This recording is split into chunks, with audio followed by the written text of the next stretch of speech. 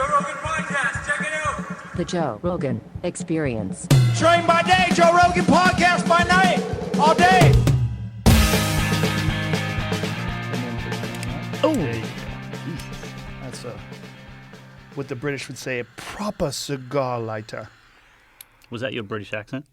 Yeah, it was terrible. Can't tell if I'm from New Zealand, Britain, Scotland. No, it was a shit. It's a How many people like that don't know you're from Australia think you're British? Because they like. I never get it. I always get Really? Australian. Really? I've never been called anything else. Maybe New Zealand or British once, but But that's amazing because you lived in Florida for a year. That basically is another country. They don't know what the fuck's going on in the rest of the world. I The love people it. that stay It's in so Florida. funny. Florida, it's like 1985, and they just said, "No, we're just going to stay here." Everything's fluorescent, and the buildings haven't been updated since. Everything's strange. What And part of Florida are you living in? We're in Orlando for a year. Oh, okay. So that's Disneyland. That's a weird place anyway. Disney World. That's a weird place anyway because it's all Disneyfied. Yeah, that's like Disney. Like half the people work for Disney in Orlando, just walking around and stuff. It's a strange place. I enjoyed the time that we were there, but I'm glad that we're leaving. Sorry, Orlando. It's a fun place to stay during the pandemic, I'm sure. Yeah, I mean They everything was act open. like it Well, doesn't. It's not real. well, no, nothing happened there. There was no pandemic. Everyone just lived their lives and carried on and went to boat regattas and made out with each other in the streets. Yeah, I was talking to Stanhope, and Stanhope, by the way, never got COVID, which is amazing. Amazing. I mean, if anybody's got He probably got compromised- COVID 20 years ago and has had it that whole time or something. And It's a joke he has. He says he's been experiencing COVID-like symptoms for the past 30 years. But he was traveling to like Wyoming and Montana, and he goes, and they were like, we never had any restrictions. There's places that just never locked anything down. I wonder if I was going to say Hawaii, but Hawaii was pretty locked down, wasn't it? They're still locked down. I was just there. Really? I was there last week, and they made me put a mask on in the gym. I'm like, well, cut the shit. I'm in the restaurant. I don't have to wear a mask. I'm in the gym. I do. Like, where's the logic? Tell me what? Because I'm breathing harder. Yeah. COVID doesn't But go not into like the restaurant. You have to get tested Hangs to out in even the get gym. into the fucking state. Like, you have to have a test. You do a PCR test to get into the state. So When- they know you don't have COVID. And then you get there. No one has COVID there. Everybody in the resort, I was staying at the Four Seasons. Everybody Oh, has how been nice. tested. It's very nice. Very nice place. Nice gym, too. But it's fucking, it's preposterous. And not only that, you're wearing this surgical mask. These fucking stupid paper masks that don't do a goddamn thing anyway. No. Like, when I talked to Michael Osterholm, the infectious disease expert, he was explaining why these N95 masks work. He's like, that's what you want. If you really think you're in contact with something and you want to like prevent any kind of infection, he goes, you should have an N95 mask. And what is he saying about something about the magnetic, something about it? Yeah, there's an electrostatic charge or something. Right. And somehow or another, it literally like stops the particles in the mask itself. I'm like, oh. And that's the only one that that does makes it. sense. Yes. Wearing your underpants on your face doesn't work. It doesn't work. Doesn't work. It's a Oh, all face diaper. It's fucking so stupid. And not only that, a lot of people were wearing, but this fucking guy at the gym, where they said it was okay with him, he had a face shield. So this guy has a The thing. clear thing? Yeah, clear thing. What is goes the down point of like that? this. And there's a big gap. There's this big gap underneath. You can go in there and pick your nose. It doesn't make any, it's like, we're in clown world. This is crazy. So he's okay, but I have to put on this surgical thing. Maybe he has other issues. Maybe people spit in his face a lot. He's like, I can't do this anymore. I need a face He shield. just walks around insulting everybody. Guess I need some protection from this. He was on the fucking the stair machine. I'm like, come on, bro, that is crazy. Do you know That's what- like a cat that hides under a table, but you can still see his tail. Like, what did I fucking see you, bro? My cats do that. They're terrible hiding. They like run under the couch and half of their ass and their tails out, and they go, hey, it was a good try, but I Yeah. can fully see you. They're like, if I can't see you, you can't see me. It's like closing your eyes as a kid. You can't see me. But I was getting shitty the other day because I was on the plane and the mask was, because I've been traveling a lot, I was getting a pimple on my nose from wearing a mask on it. And I didn't want a pimple on my nose because who does? And so I was just letting it hang down there and just everyone was coming up above your nose, please, sir. And I just wanted to go, I've got a pimple. Can you just please let me? As if. As if that makes any sense. I mean, that is one of the more preposterous things that people have just accepted during this pandemic. That these, when follow the science. Well, please follow the science on that, because unless everybody has an N95 mask and it's fucking properly fitted, tight to your face, this is nonsense. Do you This is remember? nonsense. Do you remember seeing the guy at the very start of pandemic surfing out in Malibu with a face mask on? No, but I do remember the guy who was paddleboarding who got arrested Oh, do you remember those boats chasing him and shit? It was unreal. in the middle of the fucking ocean by himself. They and had a arrested helicopter him. come, and then the 2 boats came. God damn it. We lost our fucking mind. It shows you how goofy people really are if something goes sideways. Yeah. Like, most people Yeah, are we can't not trust prepared. people. We can't No. trust people in masses. Not in masses, but even the government, the people that are in charge of policing. The fact that the police didn't say, hey, we're not, the Coast Guard didn't say this, we're not going to go out and arrest a fucking paddleboarder, guys. This is nonsense. This is like deep enough into the pandemic that there was already data on outdoor passing of the virus. And outdoor transmission was almost non-existent. Yeah. This is not where it's happening. It's happening in closed, tight spaces. Yeah. Where people are breathing on each other. And that's the early days of the pandemic, where you had to be around each other for a long time to catch it. Yeah. This new shit, this Omicron, you could like be passing by someone and they sneeze and you got it. But it's over now. No one's talking about the next variant and stuff. It's like COVID got cancelled. It had a couple of good seasons, and then the antagonist wasn't powerful enough, so they've gone on to another show. Well, luckily, this new variant is very mild, Omicron. Although so many people are saying, like, people are still getting hospitalized, but maybe. But those people likely are severely compromised, because I had it, and it was obviously I had the original COVID, but that wasn't that bad for me either. Yeah. But the new COVID is a fucking breeze. I don't know which one I had. You probably had the Delta, because if you had it in October, is this when you had it? I think so. You probably had Delta. I had Delta, and then I also had Omicron, and Omicron was. But again, I had antibodies from Delta. Omicron was. I couldn't believe it was COVID. I mean, I had like sniffles. Right. And I was like, really? And then the next day, I was negative. I tested negative the next day. I was like, this is crazy. Did you Like, do all this the one's same pretty shit, mild. or you just kind of let it? Same shit. Yeah. Vitamin IV drips, monoclonal antibodies, everything. Yeah. That's the ticket, I think, is the monoclonal antibodies. I went to try and get them, but it was like $1,200 or something, and I just went. Well, they're supposed to be free. They're free in a lot of places. They were free in Texas. Yeah, they were and I free don't know in how the health system Florida. works here, and I don't know what I've got, and I'm not a citizen. And I don't know what I'm allowed to do. Yeah, are you illegal, or are you? Well, are you married yet? Did you get married yet? I am, yeah. Yeah, so Yeah. you're legal now. You married Well, an American. Good job, by the way. Thank you. You chose wisely. I had a green card before that, so because I came here on what was an 01 working visa, and then after 3 years or something like that, you can get the green card. Is it hard for a comic to get a working visa in America? Yes, it's hard for anyone to get a working visa. But I think as a comic, like, there's not that many of us. It's not that. You have to, it says on the form, you have to prove that you're an alien of exceptional ability and you can do a job here that no one else can do here. So you have to prove, this is what it says, I had to prove to the government here that me not being here was an injustice to the entertainment industry. Like, they were, doing... Well, if you want someone to tell comedy about being from Australia and Yeah. moving to America, Yeah. there's you and Jim Jeffries. That's it. It's just us. Who the fuck else is out there? There's a few, but not that are touring around as much as like Jim and I are, and there's a couple in LA and probably New York that I don't. I don't know anybody else but you guys. There's a couple in LA that are good, but they're just I believe it, but Yeah. I mean, as far as like people that I'm aware of, yeah.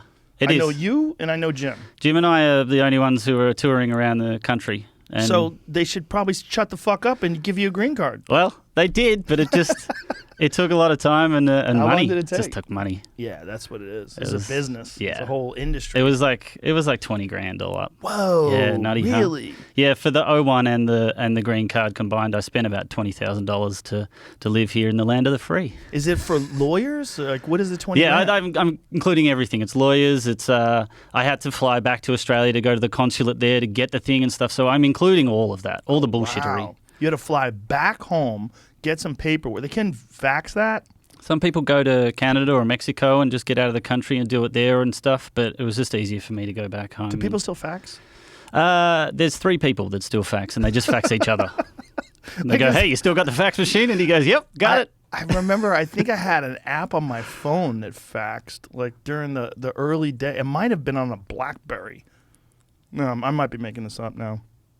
I think maybe it was an Android phone. There are fax apps. Is that correct, Jamie? Am I making this up? I think you're right. Like DocuSend type things or something. DocuSend is like, oh, that's different than DocuSign. DocuSign makes me laugh. Every time I have to DocuSign something, because I just click on this little thing. Yeah. And it just says my name, and it's not my real signature, but it's like a fake version of my signature. It's one they've generated. But, like, I'm doing this for, like, giant deals.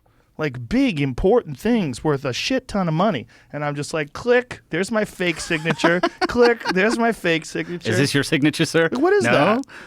Like, when are we going to stop doing this? When do we stop signing things? There are fax apps, Yeah. but I'm reading what they do. It sounds like they just kind of send email. They're like sending pictures of PDFs to each other. But So- I was thinking about something that was years ago. No, I know what you mean, but yeah, these still sort of do that. If there's a machine you can send it to, then yeah, it'll turn on and probably start spitting out a piece of paper. But Because I kind of remember back in the transition, I've always been an early adapter of technology. Yeah. And now I'm starting to shy away from that and want to be less technologically involved.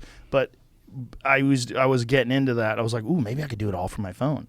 And I think there was a thing back then. It like scanned documents and it looked like it had been faxed. Is that what you're talking about? Yeah. Like scanned it and then you could send it and it would show up like you could send it to I don't know. I might be making this up.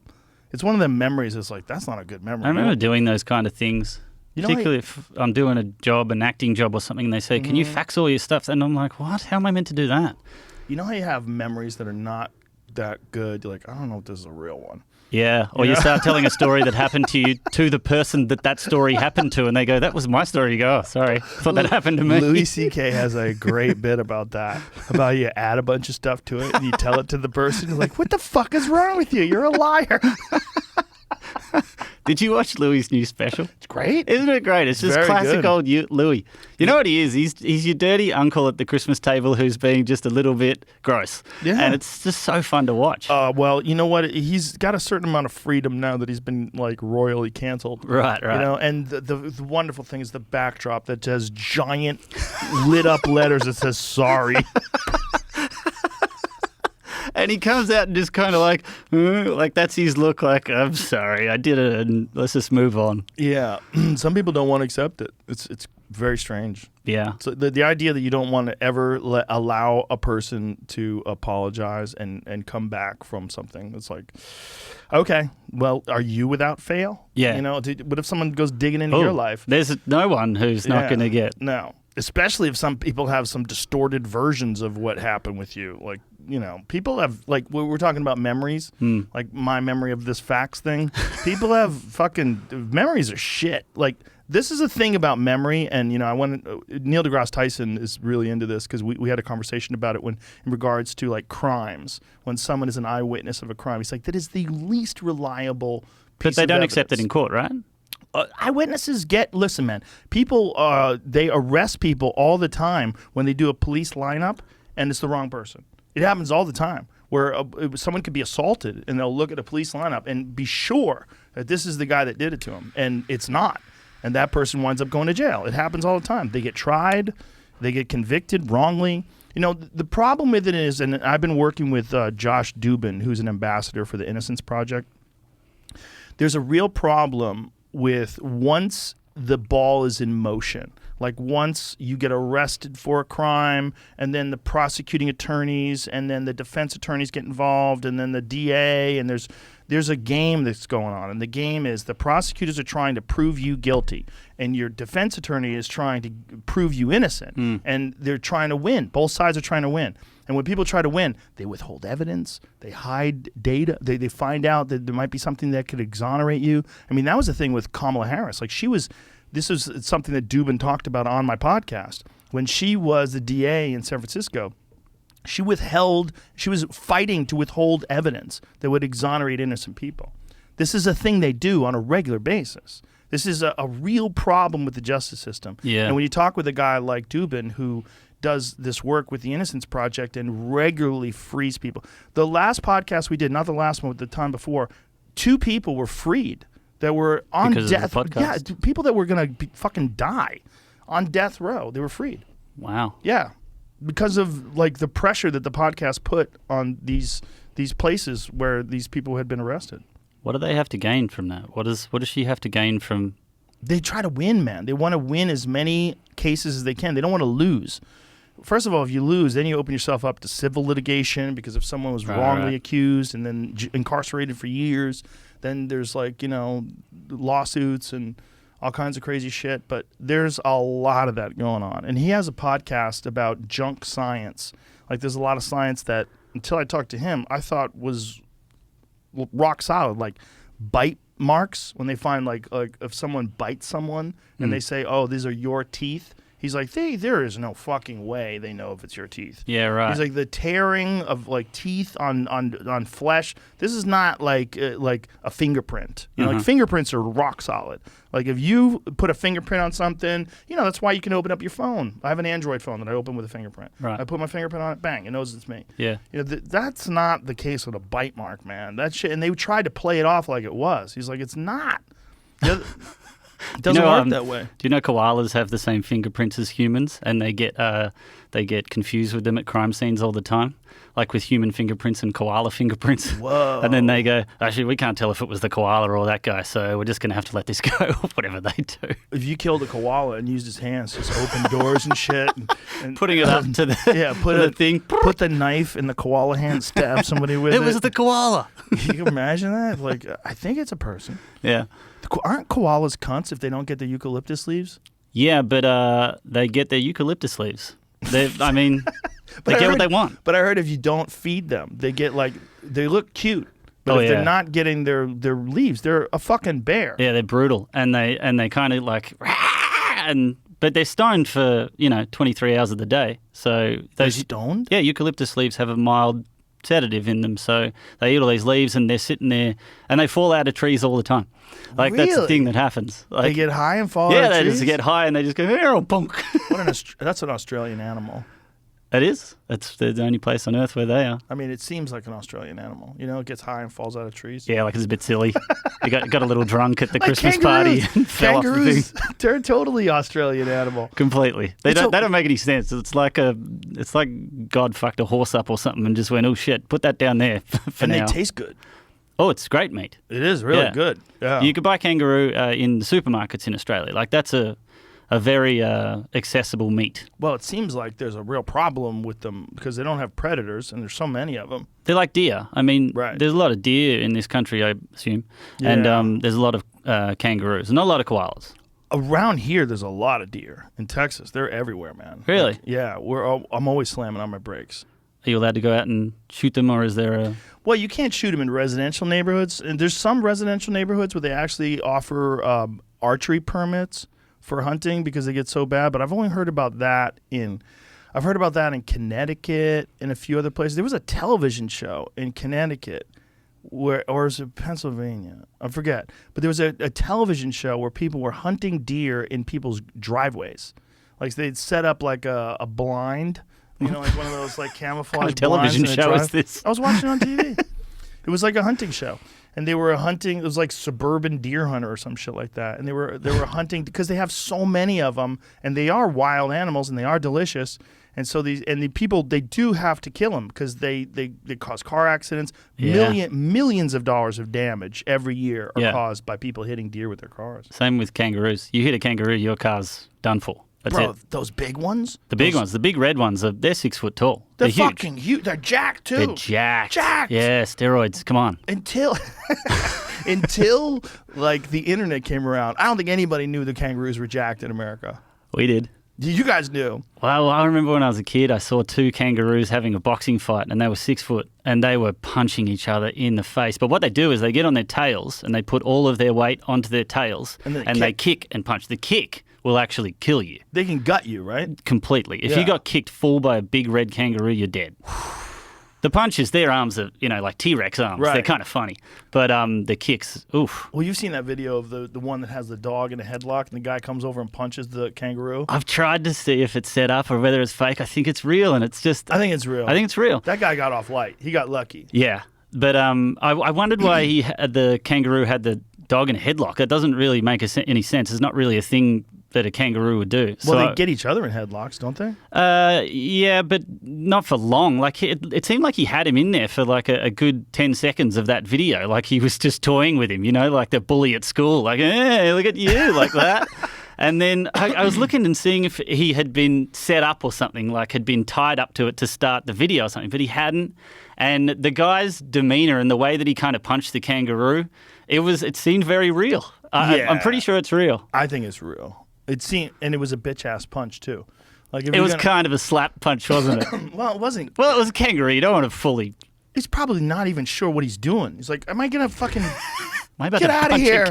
He's probably like half sure of what he's doing while he's doing it. And he's punching a fucking wild animal. I know. When you see those pictures of the kangaroos up against some old lady's, back door, just jacked like that, like, let me in. Just staring. This old lady's like, oh, God. They're freaky big. You know Eddie Ift? Do you know Eddie Ift? Yeah. Eddie Ift, he spent some time in Australia, and he told me that he had, when he first went over there, he had no idea. And he was in someone's backyard, and he saw a kangaroo that was just standing there, and he thought it was a statue. And he starts walking, because he's like, they're not that big. So he starts walking over to it, and it's just looking at him. His friend starts screaming, get the fuck out of there! Come back! He's like, that thing will kill you. And then he realized, like, oh my God, that's a real kangaroo, and it's like 7 feet tall. Oh, really? Fucking jacked. Where was he? Did he say where he was?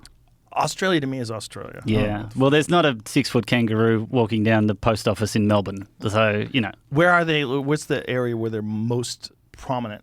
I think kangaroos are all over, but I'd say just if you go inland about 20 minutes into the bush, as we would call it. The bush. There's the forest is what you might call it. Most of Australia is the coasts. That's where all the populated areas are. And then the inner area is just death. Nothing. Death and nothing. And nothing, like not even a tree. I did a bunch of comedy tours around because there's mining camps all in the middle of the country. And I drove all around it 2-3 times, and you'd go for 8 hours without even seeing one shrub. Really? It's just flat. Just desert. flat. The Nullarbor. And are there animals out there, or is it just dirt? No, there's animals, but there's a lot of camels. Do you know that? Camels? Tons of camels. Yeah. Were they imported? I think so. You guys have a lot of imported animals, right? Yeah, I guess camels is the one that I know most of, and I saw a lot of them. And they got out of control, and it was a problem and stuff. I read somewhere that we sell our camels to Saudi Arabia because we've got so many of them, which just seems ridiculous, doesn't it? Well, that's like Hawaii is the place where everybody gets the palm trees for L.A. Like, people think that L.A.'s palm trees are from L.A. because you think of Hollywood, you think of palm trees, right? Yeah. All of them come from Hawaii. Really? What are you over there, Jamie? What's going on? Over 1 million feral camels in Australia floating around. The largest population. Isn't it hilarious? What? The largest population of camels is in Australia? And the only herd of dromedary camels exhibiting wild behavior in the world. Do you know the largest population of tigers is in Texas? I knew that just from, what was that show? Texas, the Tiger King. Oh, Tiger King. And then, I looked into it and stuff. And yeah, there's more tigers in captivity in Texas in private collections, like people's backyards, than there are in all of the wild of the world. Oh, that seems very wrong. Seems terrible. Like you've just got a cage in your backyard with a tiger. Tiger World. Oh, God. Yeah. Not just a tiger, like multiple tigers. I went to one in Sarasota. I went to like a random, like a Tiger King style place, and I felt terrible being there. I was just like, I don't know if this is good. Yeah, I went to Thailand, and I really enjoyed Thailand. Thailand was great, but there was one thing that I did not enjoy, and that was a tiger thing. They had this... Thailand has these places where tourists go and take photos with tigers. Yeah. So they have these tigers on fentanyl, and these tigers are like whacked out on drugs, just like, oh. Yeah, some bad shit goes they're on. They're barely awake, and you stand next to the tiger Hey, and take a met selfie. a tiger. It's fucking weird because they have different age tigers. And so when you're, there's one area where they take you to in the beginning, and this area, and this was around Chiang Mai. And in this one area, they have baby tigers. So you go in this area, and there's little tiger cubs, and they're adorable. Yeah, but they're real fast, and they're moving, and they're like looking at you. They're pouncing on top. They're like kittens. Oh, yeah. They're playing with stuff. And then you go from that to this other area. And in this other area is like a larger tiger. It's like a year old or something, maybe a little bit more. And in that one, you've got guys with sticks, and they're like keeping the tiger away from you. Like you can kind of sit next to him, but people are watching the tiger carefully.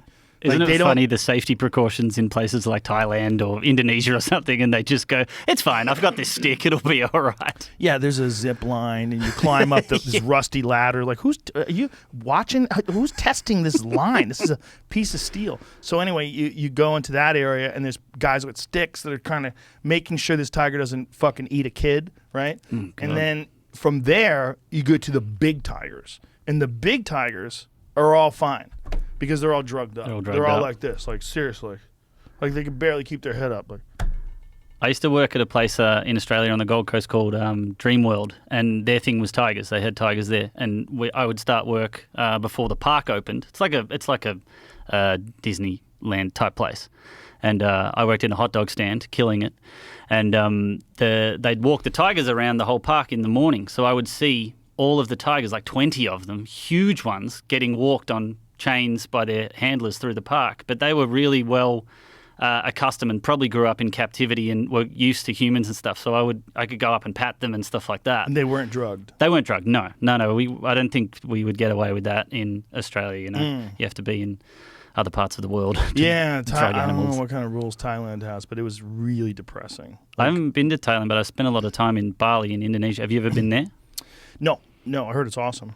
It's exactly the same as Thailand, but it's just got surf, so I would spend more time in Bali rather than Thailand. But a lot of Australians there. I'm sure you bumped into a lot in Thailand, right? Well, there was a lot of people from all over the world there. It was a lot of just people vacationing there. Yeah. It was pretty cool. Thailand's very interesting because people are like, they call it the land of smiles or the land of smiling people. I forget what they say, but it's like, God, everyone's so friendly. Like they're really friendly people, and they're not just friendly to tourists, like friendly to each other. Yeah, it seems like a happy place. Yeah, which is kind of odd because they created like one of the best fighting styles ever. Right, Muay Thai. Yeah, like that style of stand-up fighting is one of the best stand-up fighting styles that's ever been created, and it's wild that that fighting comes from this place where these people are so friendly. But was it like born in the hills, like away from Muay Thai? Yeah, or just in general in Thailand? Like, I don't know. I should know. Being, a martial arts expert, I should probably fucking know. It was a very specific question. Exactly where in Thailand did it start? Like, I just wonder because I know that in Bali, and I'm only saying this because I haven't been to Thailand, but they're very closely related. So things that happen in the main areas of Bali and things that happen out in the hills in the middle is very, very different. Very different lifestyle, very different way people act and everything. Like, they're all lovely people, but they're working out in the middle in the rice fields and stuff, and they don't really care about your bintang singlet that you bought on the beach. It's just a different vibe. Right. Yeah. Well, a lot of those places have been so touristified, right? Yeah. I mean, Bali runs on tourism completely. Yeah, well, so does Hawaii, right? There's a lot of places like that where it's like, it's kind of... It's strange when a lot of your economy is based on people visiting. Australia is like that? I guess so. But you have Melbourne and Sydney. It's not... Those are cities. They have industry and there's a lot going on there. Yeah.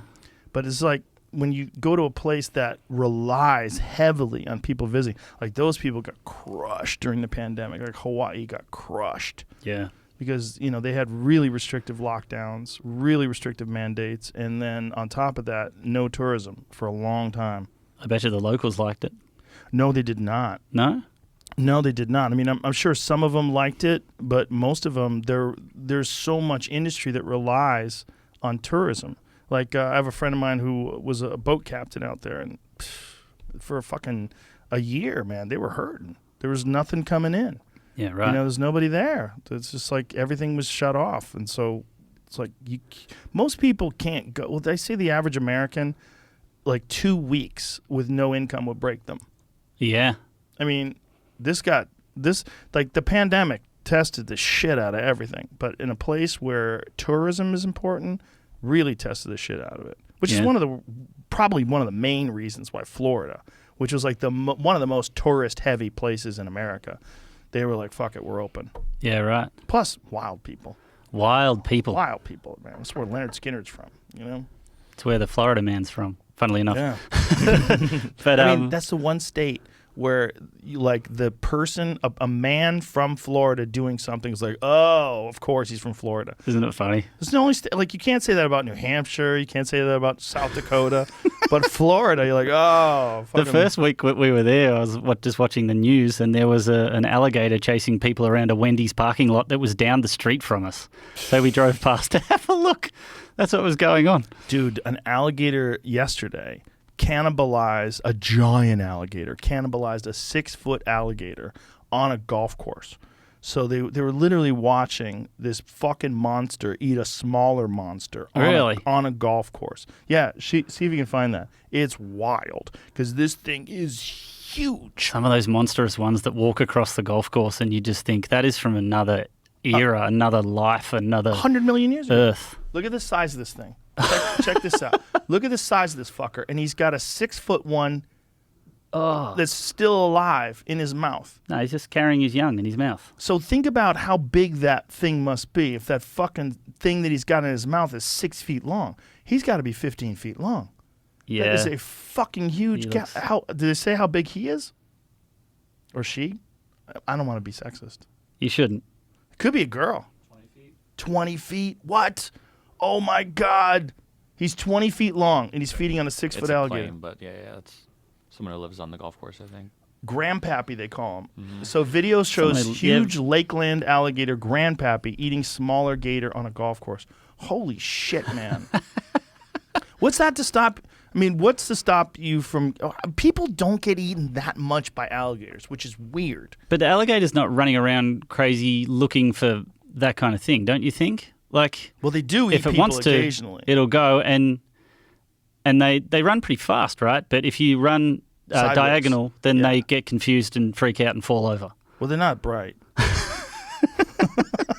Hey, they've lasted from the dinosaurs. They've done something. Well, right? they don't have to be bright. They just eat rotten meat. You know, that's one of the reasons why they lived. You know, Elon is actually the first person that said that to me. He goes, well, they're actually perfectly suited for a pandemic or for an apocalypse because everything's dead and that's what they eat. Really? Like, whoa. Who do you think would win out of a shark and an alligator or a crocodile? Oh, that's a good question. Like a great white versus that 20-footer? 20-footer shark versus 20-footer crocodile? Well, in the water, I would think that the shark would have a big advantage. Well, you know what the crocodiles do is they do the crocodile roll, which is they grab you by the teeth like that and then roll down and down and down and down, and then they go to the bottom and put a rock on top of you and let you die there, and then they come back and get you when you're nice and rotten for them. Yeah, that's what they like. They like aged meat. Yeah. Like, you know, you go to a nice steakhouse. And they got the blue meat hanging in the window, and you're like, yeah, I want that 200-year-old. Isn't that weird? It's so weird. It's weird, but they display it. They display that dry-aged beef, and it looks fucking gross. It looks gross. You walk in, and they've just got hanging meat from the 60s, and they're like, hey, why don't you try this? I know guys who do that with wild game. They do that with elk. There's these machines that you can buy. They do it with fish, too. They age fish. Really? Yeah, they dry-age fish. Apparently, it's delicious. Have you seen that bloke that eats just the raw? No, that's a gimmick, that guy. It just looks ridiculous. He's got a plate of hearts and it just looks weird. He's got an ass filled with steroids is what he's got.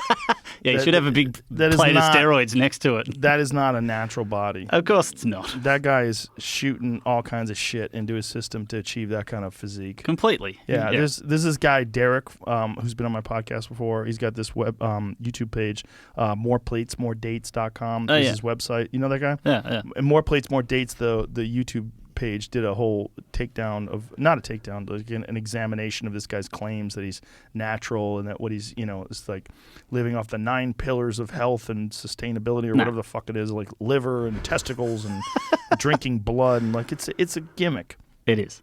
I mean, look, you know, I don't even know if there's a benefit in eating raw meat. From what I've understood, talking to experts, there's actually a lot gained from cooking because there's more, the protein becomes more bioavailable. Like eating raw meat like that is, you're not getting as much of the actual nutrients from it. Maybe you're getting some additional factors from the fact that you're getting like a rare piece of meat with blood and stuff like that. Maybe there's other things, and maybe you're getting too much protein if you're eating a giant steak and it's cooked well. But as far as like bioavailability, they think that human beings cooking meat is one of the things that led to our evolution, that helped our evolution along because we had more protein access. And also it kills off bad bacteria. So you could have a piece of meat like, that was like on the outside's kind of funky, but you cook it and you could eat it. Yeah, okay. I haven't eaten raw meat. You never have? Have you? Yeah, a lot. Steak tartare? You never had steak tartare? Oh, I have. I'm lying. Yes. Yeah, Forgot my own life. It's raw. See? It's raw. Steak tartare is delicious. A little egg on it, and they mix a little cheese in there. Yeah, I don't know. It's a bit fleshy for me. I kind of eat it and I go, oh, I'm being, high class. But in my head, I'm going, I'd rather it was cooked. I've had raw elk. I've had raw deer. I've had but I don't prefer it. It tastes delicious when you cook it and season it. Like, that's the whole deal, man. Yeah. I haven't eaten elk. You haven't? No, I don't go shooting elks like you do on a Wednesday and then have a freezer full of elk. Next time you're in town, I'll have you and the lady over and we'll cook for you. Oh, yeah, she'll love that. Yeah. She's like a vegetarian. Well, Ian Edwards is a vegan. He promises me when he comes to my house that he'll eat elk. He goes, I'll eat it because you killed it. She'll eat elk with you because she loves you. Okay, I'll cook it. I'll cook it then. Yeah. Maybe it'll change your life. Well, actually, she started eating a bit of red meat and stuff because the doctor said, your iron deficiencies are shit. And so she got that. So she's introducing it back in. I don't know how people who are vegan get iron. Is there iron that you can get from certain vegetables? No, I don't know. You can take supplements, I guess, but there's iron in spinach. That's why Popeye's so strong. Speaking of which, I found a YouTube video, the real life Popeye. Oh my God. There's this guy who is like, I think he's like 5'8", and he weighs 250 pounds. Yeah. And it's natural. He just was born with naturally enormous hands and naturally enormous forearms. Really? When I mean enormous, I mean this guy takes that guy. That's the real life Popeye. Bro, I'm telling you, his fingers are so big. Look at the size of his hands and his arms. And this is natural. He's just born like this. So this guy's fingers are so big that a toilet paper roll is tight on his finger. Oh, wow. That's how big his look fingers at him. Play some of this. This is a real guy. Look at the size of his arms. I mean, he really is Popeye. But like most of him is normal sized. Like look at his head is normal size, his neck is normal size, but his fucking hands are preposterous. I wonder if he's got a big cock. Wonder all day. His forearms measure 49 centimeters. I don't know what that is. You're an Australian. Look at the size of his hands. Look at the size of his. Go back to that. Look at the size of his hands arm wrestling that dude. Oh my God. Look at the fucking size of that guy's hands. They're literally like 5 of my hands. Dude, he must struggle to wipe his ass. Why? Because of his mittens. A lot of coverage. Try and wipe your ass with a baseball glove just see and it's tell not me. like it's stopping his reach. You just get a finger in there. Your finger, that finger's like... Wrap it all up. Look at the size of a beer bottle in his hands. That is fucking crazy. Look at that beer. That's crazy. And this guy, it's totally natural. He was just born. Look at that photo of the woman with her hand next to his hand down there. The one in the lower right-hand corner. Yeah, look at that. Look at the size of his hands. I mean, it's just a genetic roll. Like some people have big noses, some people have giant dicks. This guy has got fucking enormous hands and forearms. It's weird. Does he have medical problems, or that's just how it is? No, in the video he talks about it. He says, I don't have any aches or pains, or nothing hurts. He goes, it's normal. He was just born. That's his wedding ring. Look at the size of it. Oh my God. Yeah. Look at the toilet paper roll on his finger. Like, what the fuck, man? And it's just, he was just born that way. I'm telling you, he's struggling to wipe his ass. I don't know why you're fixated on that. No, you're right. I should move on. But what's strange is that the other parts of him aren't proportionately large. Like, I don't know how big his feet are, but like look at see if it shows his feet. Does it show his feet? And is there anything? Look at that phone. Go down and look at the flip phone in his hand. You see the flip phone? Look at that fucking thing. It looks like a toy thing. How is that guy gonna fucking like? You know that little box you have to click on to get rid of the ad? That little tiny little X in the corner that you could barely touch. Oh, yeah, he's not clicking that. With our fingers, we could barely touch it. How is that fucking guy finding that thing? He is getting that ad every time. You know how you like they trick you because if you do it the wrong way, you get the ad. Look at him. He's normal sized. Everything else is normal. That's crazy. His like feet look normal feet. His legs are normal legs. He's got a tiny butt. For a big guy, it's a small butt, right? I mean, I don't want to fixate either. Yeah, we've both been Look at focusing on his ass a little bit too much. That looks like a big foot. At least one big foot. Well, it looks like but it looks like his foot has moved forward. Is that a what is going on there? I don't know. Yeah, that looks kind of weird. That's weird. That seems like a deformity thing. Like he's got one large foot and one small foot. Is that just a perspective photo? So that's weird too. No, those shoes look the same size in that picture. It's just his legs look weird because the rest of his body's so enormous. But apparently he's a champion arm wrestler, which is like not confusing. No, makes sense. That's him compared to the biggest guy in the world. Oh, the tallest guy Tallest ever? Yeah.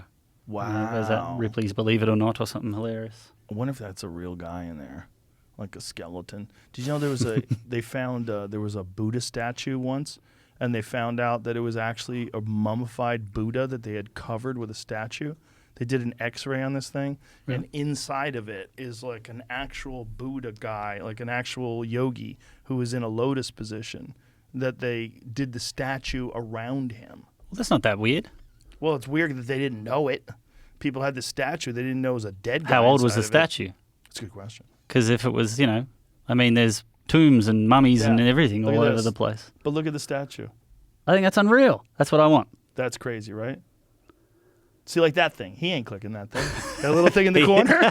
He has to sign up to the That History guy's Channel subscribing. because he's like, I He's can't exit out of subscribing this. every time. Can you pull back up to the images again? Like, so is a mummified monk inside an ancient Buddha statue, which is wild, man. Because I don't know what the statue is made of, but it looks like, does it look like pottery? What does that look like? Medical examination of a 1,000-year-old Buddha statue revealed a shocking surprise hidden inside an actual person's body. So, Meander Medical Center in the Dutch town of Amersfoort. Amersfoort, of course. Amersfoort has plenty of experience treating senior citizens, but none as old as the 1,000-year-old patient who came, blah, blah, blah, blah. Researchers brought a millennium-old statue of the Buddha, which had been on loan from the Drents Museum in the Netherlands to the state-of-the-art hospital in the hopes that the modern medical technology could shed light on an ancient mystery. For hidden inside the gold-painted figure was a secret, the mummy of a Buddhist monk in a lotus position shown outside of China for the first time last year. So how do they know, though? That's what's confusing. Did they open it up? Did they ruin the whole thing and open it up? I don't think they did, man. Just leave it in Oh, there. they sampled the material for DNA, it said.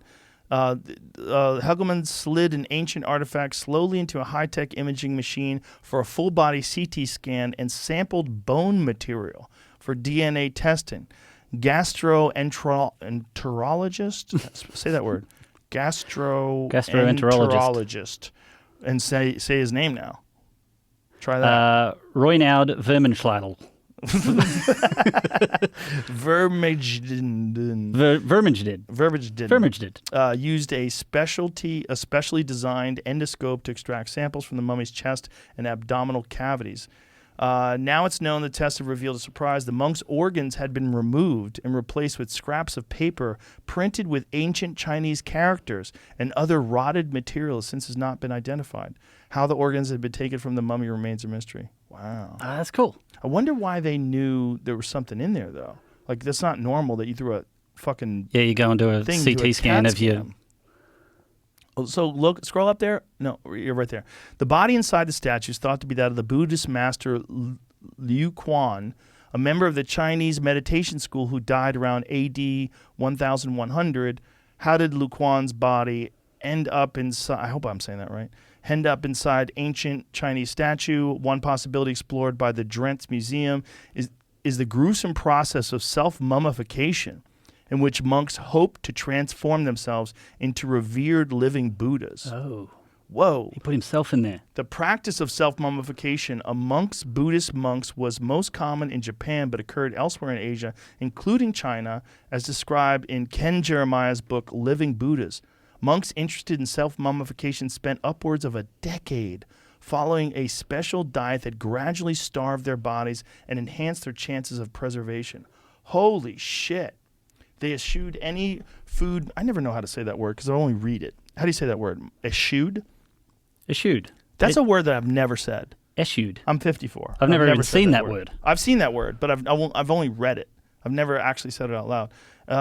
Any food made from rice, wheat, and soybeans, and instead ate nuts, berries, tree bark, and pine needles in slowly diminishing quantities to reduce body fat and moisture, which can cause corpse to decay. Whoa. They also ate herbs. What is that word? Sisad nuts and sesame seeds to inhibit bacterial growth. Holy fuck. They drank a poisonous tree sap that was used to make lacquer so that the toxicity would repel insects and pervade the body as an embalming fluid. Wow. Shit, they went on a 10-year diet to kill themselves. What the fuck? And turn themselves in. But that was a thing with the Buddha. Like, there's images of the Buddha, like the original Buddha that was like, he was starved to death. Have you ever seen those? No. They made statues of the Buddha where he was like basically a skeleton. They're weird statues. And that was, I guess, a part of that process. See if you can find any of those skeleton-like Buddha statues. How would you say it? Starved Buddha statues. But that was like a thing that they would make these images of the Buddha in this state where he was apparently probably going through that thing. Like, yeah, those. Oh, Yeah. shit. What the fuck? That's looked like something out of Indiana Jones. That's scary. See, go to that Quora thing. What does the emaciated body of the Buddha statue represent? They're not really good. Not good answers? They could Sometimes. be made by anybody, though. Well, let's see. That's It the beauty of the represents the 6-year period of renunciation that the Buddha practiced from age 20 to 36, approximately 446 to 440 BC, based on traditional Indian, especially Saramana, belief in self-mortification, before he realized the futility of extreme asceticism and renounced it as well when he was on the verge of dying. So he wised up. So the Buddha did the same thing those monks did, and he was like, what the fuck am I doing? He stopped. He stopped. What the fuck am I doing? I'm renounced this. But look, he had gotten to the point of basically almost death. So that practice, so that's 446 BC. So that statue was older than that. So the statue was 1,000 years old, right? It was 1,000 BC, wasn't it? No. No, it was 1,000 years from now. 1,000. So it was 1,000 AD. Right. Yeah. So this was pre that. So that guy was probably, he didn't get the full wire that the Buddha bailed on it. He didn't get the facts. Yeah, he didn't get the full details. So he decided, well, the Buddha was a pussy. Yeah. And he quit. I'm going to do what the Buddha couldn't do. I'm not a fucking quitter. I want to be a statue, bitch. I'm going to be better than the Buddha. But that's the whole Buddhist monk thing is an odd practice anyway, right? Because I'm a dumbass, can you just explain, there's more than one Buddha, right? Or has been? Or Well, there's the Buddha, who's then- like thought to be the root. Look at that image of him. Whoa. Look at his guts. So I was wondering if he was like holding something or what that is. I think that just represented his hands, man. That's his hips, buddy. Oof. That's no stomach at all. Yeah. This is organs that shrunk up. Yeah. I think he's got too many ribs, though. These bitches need to take an anatomy lesson. Does he have too many ribs? How many Yeah. ribs do you have? Do you even know how Maybe many ribs? some of it's muscle. 26. I made that up completely. Because there's muscle up there. But they look different than the other one to the left. That one looks more realistic. Like that one there, the tan looking. Yeah, that looks more realistic. See, that looks like real ribs. Look at his sunken eyes. So look at the ribs on that one, and then look at the ribs on that gray one right there. That gray one looks fake as fuck. It's too many ribs. How many ribs do you think you have? I don't know how many ribs you have. I'm going 26. 26. You mean both sides? No, all up, 26. I might be 26. thinking of teeth. I might be confused. I don't know how many teeth you have either. But if you think of how many ribs you have on each side, let me guess. Without touching my own ribs. 1, 2, 3, 4, 5, 6. I might have gone a bit too many. 10, I'm going to stick with it. I'm going to say 22. I'm going to say I'm gonna say 11 on each side. 12 on each side. Is it 12? Oh, 12 pairs. 24. You're pretty close. We were right in the middle. You said Yeah. 22. Yeah. So, but look at his though. Look at that one weird one that we just saw. That fucking guy had like 50. How many's he got? He's got shit ton. So like, but look at that nice muscle he's got going. You like that? Look at that nice muscle he's got going on there. Bro, that's skin. Yeah. That guy That probably, is. That's tendon. that guy can't curl a fucking peptides. Yeah, jar that of guy- white out. That guy don't lift. He don't No. lift. You lift, bro? You lift, bro? How many's he got there? He's got too many. That's too Count many. him. He looks like Predator. He's got too many. They put nipples on him though too. Yeah. It's like the Batman suit. How many's he got? 1, 2, 3, 4, 5, 6, 7, 8, 9, 10, 11, 12, Way more. 13, They probably 14, found 15, 16, 17. Yeah, he's got too many ribs. They didn't know what the fuck they were doing. It's all fake. Fake news. Fake news. This is bullshit. Fake news, bro. But that whole Buddhist monk thing, the suffering thing, is a strange thing. I had a friend who became a monk. Yeah. Yeah, he became a monk while I knew him. He was a friend of mine from Taekwondo. His name was Joe, and we used to train together. And he just decided at one point in time that he wanted to go to this Buddhist temple to learn Buddhism, and he wanted to get control over his mind because he got very nervous during sparring and got very nervous when it came time for training and competing. He competed a few times too. He would just like lose his shit, and he's like, maybe meditation would help me get through this. So he started meditating and taking these like Buddhist practices and doing this time at the temple, and then switched to a strict vegetarian diet, and then completely quit doing Taekwondo and just became a monk. And we used to go visit him, and we used to go visit Joe the monk. Where did he live at a monastery? Yeah, he lived in a monastery. He swept up at a temple. It was very odd because I knew him before that, and he was a guy that we would train with. Yeah, right. And then over time, he became a monk, and he Silent? no, he would talk and he would laugh and joke around with you and stuff, but like he would only eat vegetables, and he would never speak badly about anyone or anything. It was really interesting. Did he seem happy? Happy's a weird thing. Like, what is happy? Like, he didn't Did he have seem content? he didn't have a mate. He didn't have a wife or a boyfriend, or he didn't have. There was no one in his life that Uh-huh. It seemed like it was just him and meditation and silence, and he would like he had a koan. Like there's a thing you're supposed to meditate on. I think that's what a koan is. And like his was the sound of like, it was like one of those, the sound of one hand clapping thing. Oh, yeah, right. I don't think that was it, but it was that kind of thing where it's Tree like falling in the woods. No Yeah. one's around. Well, you're supposed to think about it like constantly, even though it doesn't necessarily make sense. And the idea is like that through that, you somehow or another achieve enlightenment by focusing on this one thing over and over and over and over again. Hmm. I mean, when maybe that's like some sort of a brain hack. But I remember I was a kid at the time when he did this. I was probably 16, something like that. It was 15 when I knew him, and then maybe like 16, 17 when he became a monk, and we would go visit him. It was very strange. We'd go to eat with him. We'd have to eat vegetables. Would he come out and go into wherever you were? I don't know. Yeah, he was like, Into he could go San Francisco places. and go and have some drinks? This was in Boston. He wouldn't have drinks. No way. Huh. He just drank water and tea. And he was different, man. Like he was all in. Like he had decided that was his life, and he was subscribing to all of their belief systems and their practices. And Did their you and your behavior. friends ever at any stage think we got to get him out of there? Like maybe he's being No. brainwashed or something? Or No, I mean he was older than us. So like we weren't in a position to tell him what to do, right? because we were all of us were like around the same age. Maybe I was the youngest guy, but only by like a year or two. And I think Joe was like 30-ish. So we were like teens, early 20s, and this guy was in his 30s. And And he was hanging around a bunch of teenagers. Well, he was training with us. Oh, okay. He wasn't hanging I out take it with back. us. We were all training at the same Taekwondo school. And, he just decided that was his life. And he seemed content. I'll say that. It didn't Yeah. seem like happy is like, you're around someone, they got a big smile on their face, they love what they do. Like, happy as you catch a big fish. That's happy. Right. Whoa, look at that. He wasn't that, but he seemed like he was on this path, and this path provided him some sort of clarity or some peace in his life that he seemed was worth sacrificing all. Like, he didn't have sex. Mm-hmm. He was done, and we were joking around with him about that. Like that's it forever, no more sex. Did he jerk off? No masturbation. Bullshit. I know, that's what I say. Fucking liar. Maybe he fucked a pillow. maybe he's in a trance.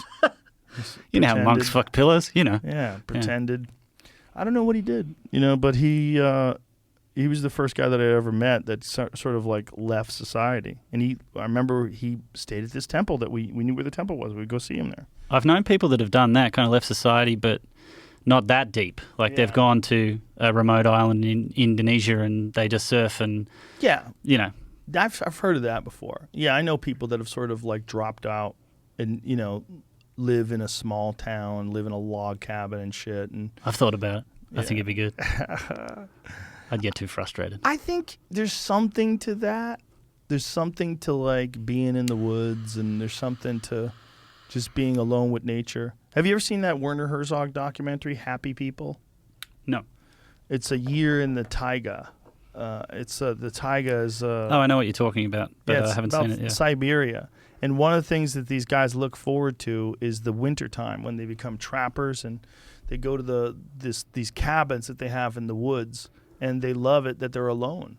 And it's just them and their dogs, and they're just alone in the woods, and they really look forward to it. They really look forward to that stillness of nature and being out there. And I like my alone time from time to time. Do you get any alone time in your life anymore? Probably not. Yeah, I get alone time. Yeah, I do.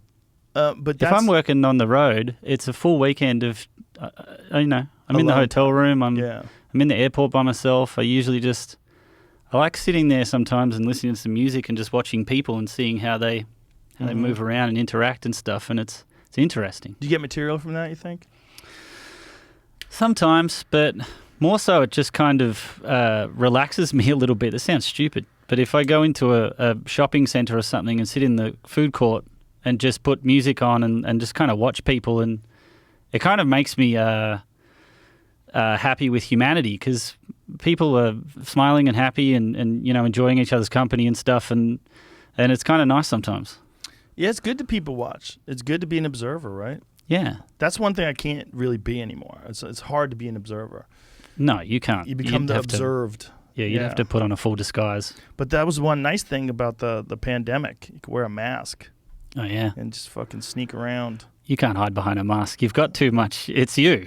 Yeah. You're a tattoo now. There's no escaping your image. I was hanging out with Robert Pattinson a couple days ago, and we were having the same conversation. Yeah, I was hanging out with Batman. Was he a legend? Name drop. He's a great guy. Really nice guy. I really enjoyed his company. I met him once, actually. I forgot. I worked on the Harry Potter film. I was living in England, and I was working for the company that built all the sets. This was when I was young, and he was young too on the film, and he was nervous, and I was standing there making sure the sets didn't fall down, and they were filming, and he stood right next to me and he went, "Hello, how are you?" like that. And I'm like, "Hey, how are you?" And then Daniel Radcliffe came up, actually. The three of us were like having a chat. Nice. It was fun. It's fun when you meet someone that's that famous and a movie star, and they're just a fucking dude, just a normal guy. He's a normal guy. Like, he's genuine. Like, I had a long conversation with him. We got drunk. We had a good time. Yeah, we hung out for hours. He's fucking super normal. Have you seen the movie, The Batman? I have not. Heard it's awesome. Unbelievable. Really? Oh, my God. Everything about it. I loved it. Maybe it was because I hadn't been to the movies in 2 years and I just went, "I'm at the movies." But I couldn't stop thinking about it. They used this soundtrack. I don't want to give away too much, but I think I can say this without ruining it for you. So the director, I watched a thing on it. He was writing the script and listening to a lot of Nirvana at the time. And he thought, "Oh, that's interesting. Bruce Wayne Batman is kind of like Kurt Cobain, because he's massively famous, but he doesn't really want to be, and he wants to be this other person, and he's battling with two sides of himself. Kurt Cobain was, and so is Batman and Bruce Wayne. And so he brought that into the movie. They use the Nirvana song, that I've completely forgotten right now. But they did it so well and brought that into the character of Batman. I'm going to go out on a limb and say that Robert Pattinson is the best Batman, and that's saying a lot because for me it was Michael Keaton. That was What? But that was the one when I was a kid. That was the first one that I saw. You know, Christian Bale by a mile, come son. on, that voice. Give me the hand. I'm Batman. I What's liked the best him. part about it? No, I like the fake voice. no, I don't. Batman. I don't like it. It was silly. Because if you talk like normal, he'd be like, "Hey, Christian, what are you doing, man? What's with the fucking getup?" It seems like you have to have a fake Well, voice. he's if you're British gonna be too, isn't he? Batman. Yes. Is he Australian? No, he's British. I'd know if he was Australian. He's definitely British. Oh, you would know all the Australian guys, all the big guys. There's only 3. Is Gerard Butler? Is he Australian? No, he's Scottish, I think. Oh, right. But no, there's Hugh Jackman and Chris Hemsworth, and that's it. The crazy guy. No, the other guy. Jim Jeffries. No, isn't that? Who else? Isn't the fucking guy from Gladiator? Oh, Russell Crowe. Isn't he? He was born in New Zealand, grew up in Australia, Yeah. spent most of his life in America. So Oh, I like iffy. Russell Crowe, but a lot of Australians will go, "Nah, he's a Kiwi. He's a New Zealander." Oh, A lot they of New won't accept Zealanders will claim him, and then a lot of them will say, "Nah, he's Australian." If he's throwing phones at people and stuff, that just sort of you change your attitude. But I like him a lot. I think he's great, and I consider him Australian. Sure. He's an interesting guy, right? Because he just said, "Fucking, I'm getting fat." Yeah, and just he got didn't even do fat. it for a role. He just goes, "Huh." He just got fat. I think he was always a fat guy who probably had to work out and keep very trim to be Gladiator and stuff, and then he's just one day gone, fuck this. I don't know about that because there's no evidence that he was a fat guy. But he suits a fat guy. No, Jamie. He's been fat for a Wow. decade plus. The picture. If he's working his way up to Yeah. being enormous. Yeah. It looks okay there. No, he looks great there. What is that What's for? that for? Is that Noah. Noah. Oh, is that a new movie? Gladiator Must be, back. 'cause I don't remember. Maybe it already came out. Why do I feel like Noah already came out? He might have. Google that. Hold on. Yeah, Google that. I think I've seen Noah. Because if that's the case, he got really slim for that. Oh. Yeah, it's a fucking movie that's already out, bro. Maybe. I think it's out. 2014. Jesus. Oh, wow. really? Wow. So he got real thin in 2014. He's like, Yeah. fuck it. You just did that, and then he I'm goes, going, "Huh, I'm going back. All right. Never Yeah, that's right. He played. I think Noah was like panned. I think critics are like, get the fuck out of here. He seems like a guy, and this is just a guess, that the whole fame thing and the stardom thing was just too many RPMs, and he just fucking blew a gasket. I think he was probably potential gasket blower before that as well. I Wow. think he's just a high octane sort of, He's intense. powerful dude. He's intense as fuck. I mean, for you to be that guy, are you not entertained? Yeah. For you to be that guy, like I believed him, man. Look Yeah. at him right there. Is that a soccer game? Yeah, I don't know. Maybe. Where's he at? He's like, what the That's fuck sporting did event you for do with sure. the ball? Bring the ball back. He's at the Rabbitohs. It's rugby. He owns a rugby team. Oh, does he? Yeah. Oh, that's dope. It's a rugby league team. That's So- a good baller move on a rugby team. Yeah, and it's a cool team too. It's like, I don't want to say this because it's not the right term, and people will probably yell at me, but it's like a hipster team. They're a cool team, the Rabbitohs. A hipster team. That's not good. No, Hipster's but- not good. You shouldn't say hipster. Oh, really? I thought Hipster's a hipster wasn't that poser. bad. Is it? No, hipsters are posers. I thought hipsters were like kind of cool, down to earth people. Maybe am I wrong? maybe Am I wrong? In the 70s. Oh, They they were hip. hippies. No, they were hip people too. There was hippies, and then there's people that were hip. Like Lenny Bruce was hip. You're right, He was okay. hip, man. He was Well, I hip. like Lenny Bruce. I do too. I love it. Lenny Have you been Bruce. watching Marvelous Miss Maisel? I watched season 1. Season 2 lost me. Well, the last season came out and it's really good. There's more Lenny Bruce in it. That's why I like it. Yeah, I heard that. I saw. He does a clip very good online. job, whoever that actor is. The guy's great. Yeah. He's great. Yeah, it was just there was a certain amount of it was like the odds of her being that good that quick are like That's what blows it for me. I And- could see her getting drunk and going up there and saying hilarious shit at Yeah. a bar one night, which she Once. did one time. Once, yeah. Yeah. Anyone but like can do that. consistently crushing the way she did. Yeah. It's like you're Also, it's not a true representation of a struggling comedian because she's Right. got money and a family and cooking dinner and then going out to a show in her Right. nice dress and stuff. Right. That's not how. And where are your kids, bitch? Yeah, no, the kids just go for 3 days and no one says anything. Oh, I've been on the road. Oh, hello, kids. Have The you been- lady's great though. What's her name? The woman who plays Maisel? Mrs. Maisel? I buy Russell her. I buy her as a comedian. Like I think Oh, she does she's that got very well. great delivery. Isn't that funny as a comedian when you see actors try and play comedians and they're just doing it wrong and you're like, oh, that's not at all it. Yeah, like get out of here. Like Punchline, like get the fuck out of here. Punchline was no good. Who did it good? Didn't Robert De Niro do one? And I don't know if it was good. I'm just asking because I think he did one in a talk show host, but he did a crazy person. Oh, no, he did an older guy. Yeah, who was a comedian yeah. too. I thought it was Yeah. called The Comedian or something, wasn't it? Well, he did one where he played a crazy talk show host or a guy who's like a wannabe, like he had like a cable access show or something like that. Oh. The King of Comedy. Yeah. Oh, there you go. That's the crazy one. In that one, he was a real nut. And then there was another one that he did, I think, later, where he played a comedian. I think that was like older in his life. He played a comedian. The Comedian. Yeah, that's it right down there. See that? Lower right-hand side with the girl. Yeah. So that's The Comedian. Yeah. I did not see that. No, neither did I. But I just assume Robert De Niro does. Yeah, good work. he would be able to figure it out. So that was 2016. Interesting. What was the Another movie- Punchline one? Was that Sally Field? That was And in the 80s. Tom 'cause- Hanks? Yeah, Sally Yeah. Field and Tom Hanks. Because I remember watching that when I was an open micer. That was in 88, I believe. 'Cause Really? I think it actually before I ever did stand-up. Because I remember Barry Sobel was in that too. And Barry Sobel, who's an actual real comedian, like I saw him in the movie and I'm like, well, that guy looks like a comic. Right, and right. then you see Sally Fields killing and you're like, why is she killing with that material? Like, that is not that good. They Like, kind of are like a news presenter trying to be a comedian, like they're Yeah. doing an acting version of it. It's Right. interesting to watch. well, and- also, you're going to have to get a comic to write the material, right? Yeah. And comics are not going to give you their real material. They're not going to give you great shit because that's theirs. They need that. For Go a on movie, though, stage. if you're getting paid good How money. much you getting paid? If they're giving you millions, but they're not Yeah. giving you millions. No, they're not. giving you a writer's salary. Yeah. And a writer's salary, if you're sitting there writing for her and you're like, well, this one's too good. I'm going to fucking put that one aside. But there's a lot of good comedic writers that aren't stand-ups. So they're not going to go use the material for themselves. Yes, but are they writing monologues? Like, are they good? I guess there probably is guys who. But I would say like the old Daily Show, right? Here's a good example. Like Jon Stewart's a great comic, and Jon Stewart had great monologues on the Daily Show. Yeah. When he was the host of the Daily Show, it was Yeah. really funny.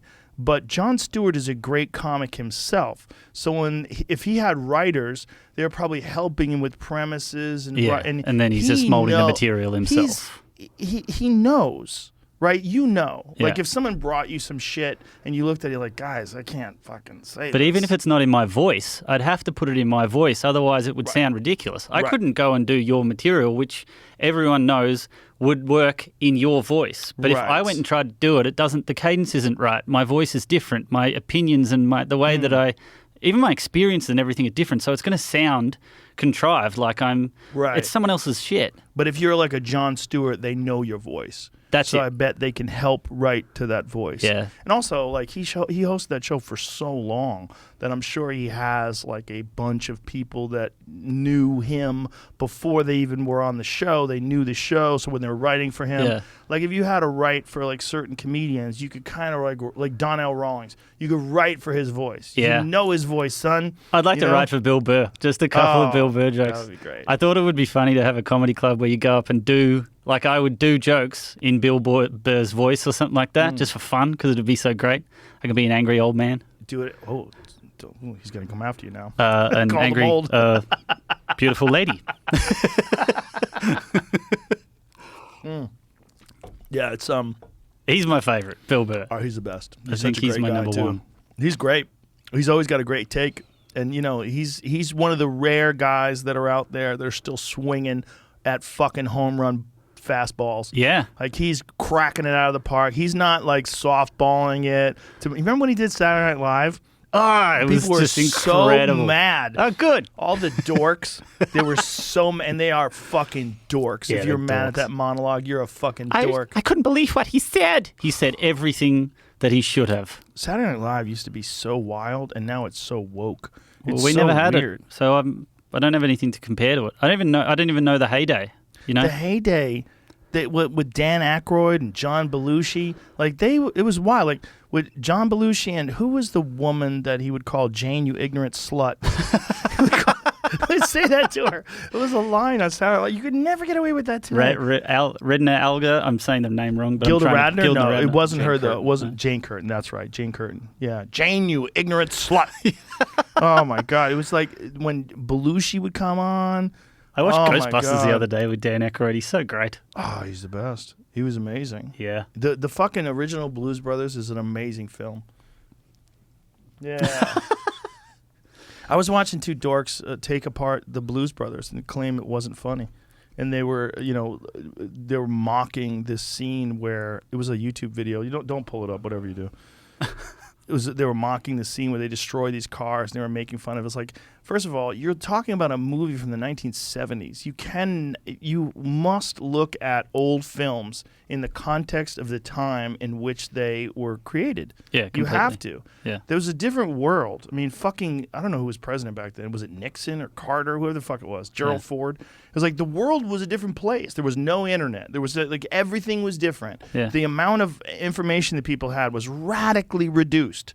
And the culture was shifting in this very strange way. I mean, had gone from the 50s to the 60s, this radical evolution of culture. And then the 70s were this strange time where things were still in like a state of flux, and the 80s was nuts. I mean, the 70s was like disco was happening, and like it was a different world, man. Yeah. Different world. Yeah. Like to look at that through the context of today and to say it sucks, like, look, you could say that about Lenny Bruce, who we both think is amazing. Lenny Bruce is the reason why you and I can do comedy today. He is the first guy to step through the door. Pryor? No, Pryor came afterwards, and Pryor took what Lenny Bruce was doing and made it even better. What Pryor, I'm not saying like the premises, I'm not saying like that. I'm the style of honest comedy. Right. And, Before that, it was just like lounge acts going, hey, my wife did this, but that was the 50s. In the 50s, that was a lot of guys in the Catskills. They would do the Poconos, and they would do these places where they would like resorts, and they would do like that was like the scene in Mrs. Maisel when she does that, and her father sees her, and her father's upset. Yeah. She's making fun of him and making fun of sex, and that was what like comedy back then was, a bunch of jokes, and they would tell jokes, and they would all steal from each other too. All those guys had like, they would all like borrow each other's acts and stuff. I mean, it's like there was jokes that kind of like guys had like tools, like a crescent wrench wasn't just the Monty Franklin crescent wrench. Right. Like Jamie could use a crescent wrench too, and that's how they kind of did it. Just a bunch of Carlos Mencias. And then not quite, because he kind of lied about it. But then when Lenny came along, Lenny offered this sensibility that was different. And I think Lenny, he did a lot of drugs, and he was a wilder guy, and it was a different time, and he was like, dig, man. Like, everything was like a different time, man, 1960s. Yeah, and like his style of comedy. But if you listen to it today, it's hard to like contextualize it, because it doesn't hold up? Not really. He's got some lines that hold up. One line was really good. He's like, homosexuality is illegal. So what do? They take you and they lock you in jail with a bunch of men who want to have sex with you. Which is a great line. And Back then, that would have been a monster line too. Like, people would have just lost their minds. Oh my God. Back in the 1960s, I mean, that shit was groundbreaking. Did he get massive success and money and everything, or did he not get those sort of accolades until He had later? quite a lot of success, but he also had, I mean, that was one of the things in Maisel that I saw recently. There was a scene where he was upset that she was happy that she got arrested. Yeah. And he's like, do you understand that, like, I don't want to get arrested. I want to entertain people. Now, this is also, they're putting words into Lenny's mouth that I don't know if he ever really said. Right. You know, that's a real problem. Yeah, Whenever yeah. they do like those biopics of like Lincoln, I'm like, bitch, you were not there when Lincoln was talking. Like Yeah, you right. can, if you want to do the Gettysburg Address, that's one thing. Yeah. But if you want to do some other stuff where you're making up Lincoln talking to his kids or talking to his mom, like Yeah. you don't know if he said that. This is fake. You're making things up. Like the Bruce Lee thing from Quentin Tarantino's Quentin movie. Tarantino's thing. That was even worse. Yeah. Because that was like Bruce Lee being an asshole. Like, Yeah. there's not a lot He was of. a bit of a dick in that. And yeah, he was like, and I love Quentin. He's my favorite director of all time. And when I had him on, I was talking to him about that, Yeah. and he was very adamant that that there's evidence that Bruce Lee was arrogant. I'm like, confident, yes, Yeah. but arrogant like that. Yeah, it was a bit dickish. It You was know, like- sorry, but Quentin Tarantino's one of his favorite directors was my uncle, and Quentin wrote the obituary for my uncle to read out at his funeral. No when shit. he Who's died. your uncle? My uncle's Richard Franklin. He did his big movies were The Blue Lagoon. Remember that? Oh yeah, with Brooke Shields. Brooke Shields, yeah. And that other dude. Who Naked was the other Kids. dude? And that, I don't know. That's right. They were kids. Yeah, It's it kinda was. weird. It was kind of weird. Now if you think about it, It was kind of weird. now That's that I think another about it. movie, the context of the times. Oh, man. Like if you try to do a movie today about kids fucking on an I think they were island, cousins, people yeah. would be like, what? I think they were cousins, like They 13-year-old cousins. Were they that, cousins? that had sex and had a kid on the island. line says 7-year-old cousins It says it in the line. 7? survive a shipwreck and 7? find themselves Oh, I take it marooned on back. a beautiful island in the Pacific Ocean. What? There were 7? That's what I'm telling. It's just what. Hey, Was that movie legal? Can you even watch it? I don't think they started fucking until they were a bit older. Whoa, 7-year-old cousins, Emmeline, Elva Josephson, and Richard Glenn Cohan survive a shipwreck and find themselves marooned on a beautiful island somewhere in the Pacific Ocean. Wait a minute. I know that. I'm just saying, July 1980. Wow. but that's not. Shouldn't that be Brooke Shields right there? Not So- that. Yeah, Emmeline Elva Josephson. What does that I think mean? that's maybe her full name in the her character's name. Oh, right. Oh, the little. Okay, yeah. Yeah. Okay, that's the 7-year-old. It was Brooke Got Shields got and got Christopher okay. I haven't Atkins. seen the movie, so I have But no why idea. does it say and Richard Glenn Cohan? Why does it? What does that mean? Those are the two 7-year-olds, and then later in the movie they become 15. Oh, time goes by. so they live together. They're cousins. That's a creepy movie. It's a creepy movie. It got an 8% on Rotten Tomatoes. Oh my god! It got an 8%. 8%. I don't know if you can trust Rotten Tomatoes. They gave Chappelle's special a 4%. Oh no! Critics did. Yeah, that's critics that's did. 4.4 Critics from did. people. These woke dipshits. 4.4%? No, 4.4 out of 5 stars. Okay, that's from audience. Yeah, the audience gave it a great review. That's the thing, though, man. These Wasn't that bullshit? They're trapped because it's a difference between your actual opinion and the opinion that you want to project because you want to be a part of a clan. You want to be a part of an ideology. You want to be a part of a woke group of super progressive people who don't stand for intolerance. And you didn't even listen to it then. You didn't even listen to it because the guy is taking a giant chance exploring a very dangerous topic with love and consideration. He's talking about a friend of his that Yeah. committed suicide who defended him, who he literally had open for him on stage. Yeah. Like that's a giant chunk of the material. I watched Dave work that out. And anybody that says that is transphobic, you are trying to make it transphobic. It's not. It's not at all. No. It's like you can't.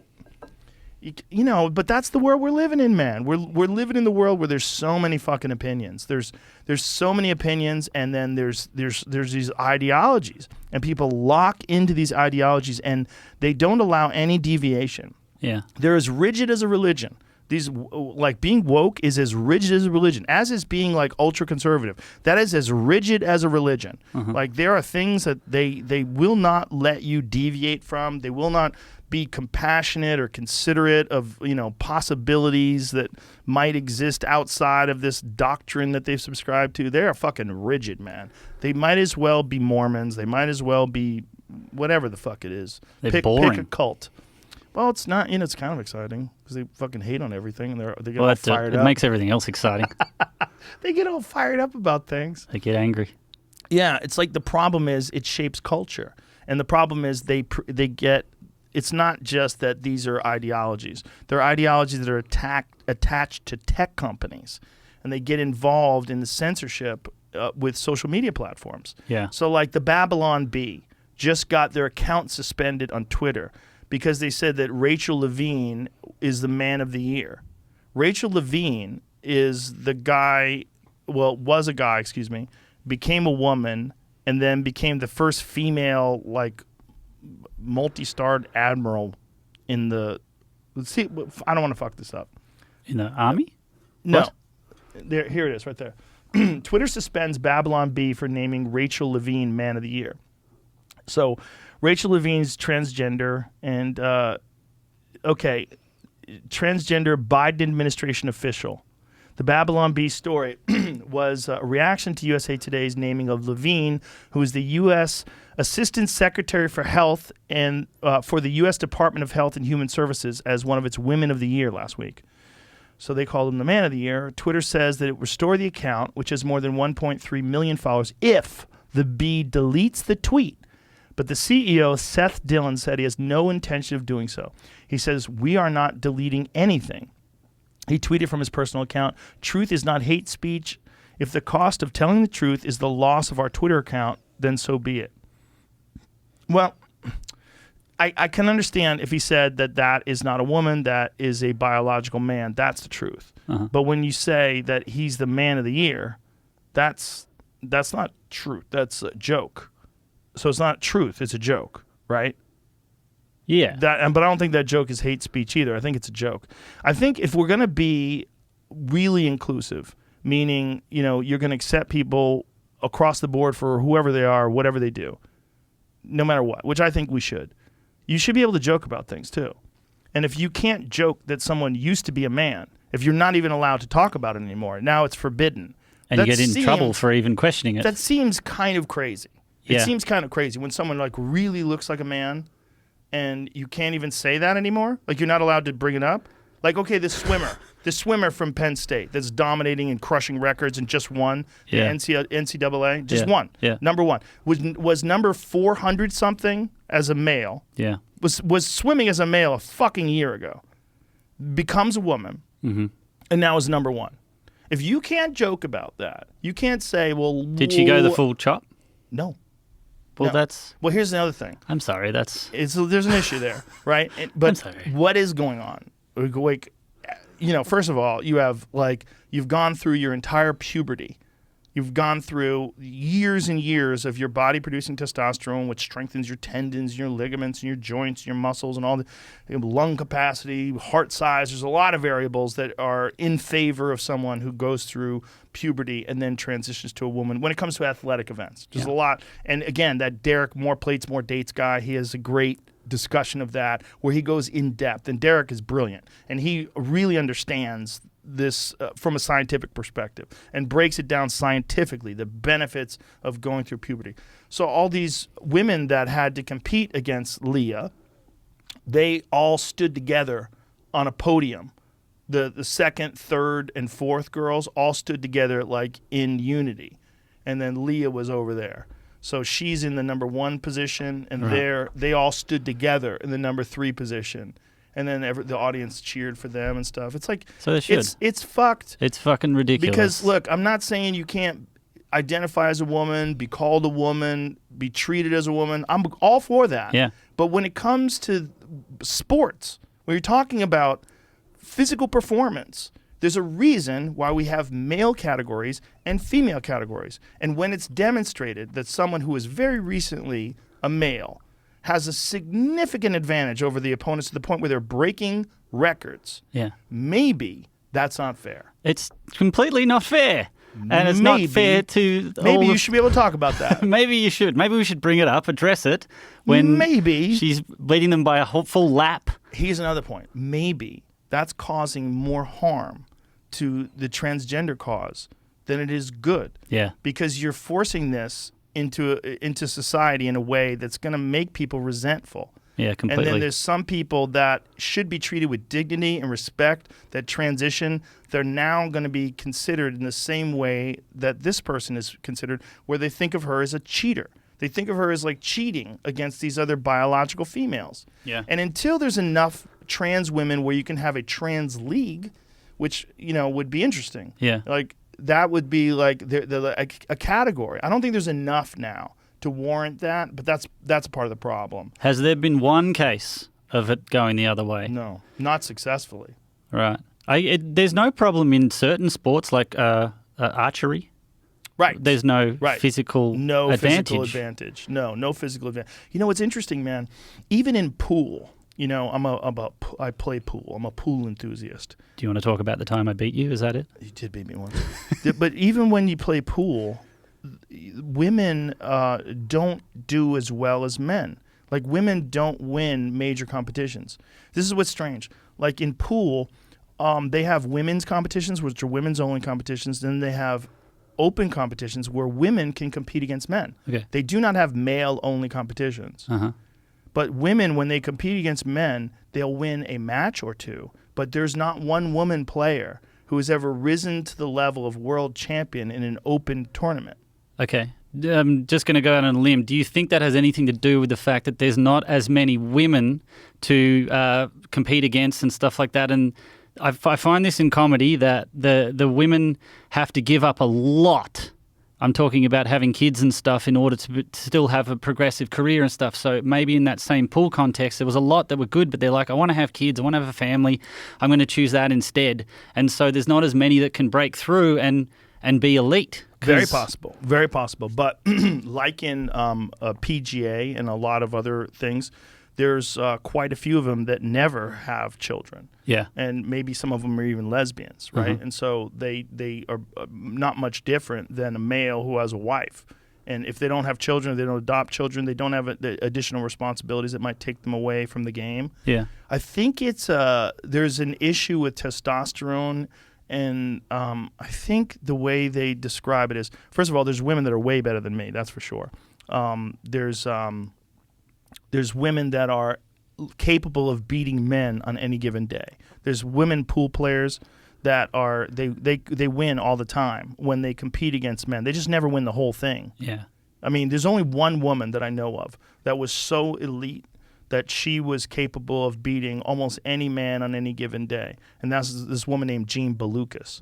And that was in, I want to say that was in the late 70s, early 80s. And she's known as, like, in the pool world, people think of Jean Belucas the same way they think of, like, say, Muhammad Ali or something like that. So in terms of, like a female version of, like, a truly exceptional player. Okay. Like someone who just stands out. Like, she was so good. Is she considered the GOAT? She's probably like, no, there's the woman named Alison Fisher who's like elite as well, who plays for England. She's from England, rather, who's elite, who's capable of beating. And then there's another one, Jasmine Ocean.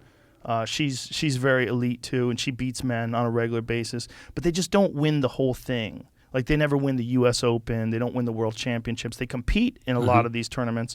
But that's what the thing is. Like, they have a women's tour, at least they used to, where they had women's only tournaments, and they were very good tournaments, and they play very well.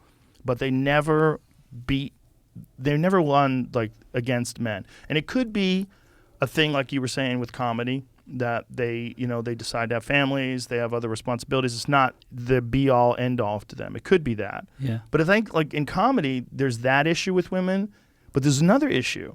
And the other issue is men have a prejudice against women doing comedy. Like, a lot of men don't necessarily want women to be funny and don't necessarily think of women as funny. Are they comedians or audience, do you think, Audience. in general? I think audience. Really? I think this is general men, like, oh, chicks aren't funny. I think that is a prejudice that no man says guys aren't funny, right? Yeah, okay. But men do say chicks aren't funny. Yeah, but they're usually dicks and aren't funny Usually themselves. dicks. They have no idea. A lot of Oh, those girls are the aren't people funny. that and pay, you're like, pay for our tickets. come on. Go and watch some of the girls that Go we watch know. Sarah Silverman and Go tell me watch she's not Sarah. funny. Go watch Ali Wong. Go Yeah, and watch exactly. Schumer's Yes. unbelievable. Like, come on. There's a lot of people that are very funny that happen to have vaginas, but maybe they identify as men. Yeah, you just don't point it out. They can do that now. There's a few of those. That's a new thing. Like, when we were a kid, there was no trans women that were in comedy, but there are now. I think, but for women, there's, like, certain subjects that some men don't want to hear them talk about. Like, a man can be a political comic and talk about politics and talk about the way people should behave and not do.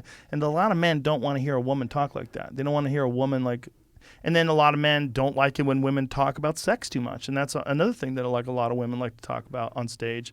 And some men are like, I don't want to hear about that. Why? From a woman.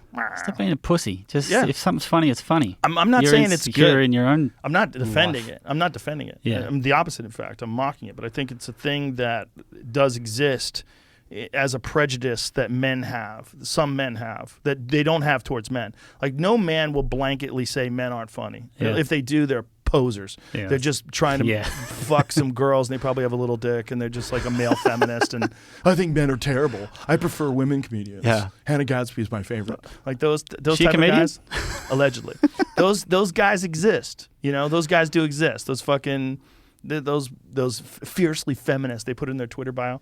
Like fuck. those fucking guys they're out there. But you know what those What do you guys think they think They're- about the transgender athletes if they're fiercely feminist? Because they should be on the side of the 4 people that were standing there in Yes, arms, right? They should be. Yes, and they if they're should not, be. they're full of shit. Yeah, see, that's the only area where I have a problem with this whole movement. It's not the acceptance. It's the reason why we don't have males compete against women is that there's a benefit to testosterone.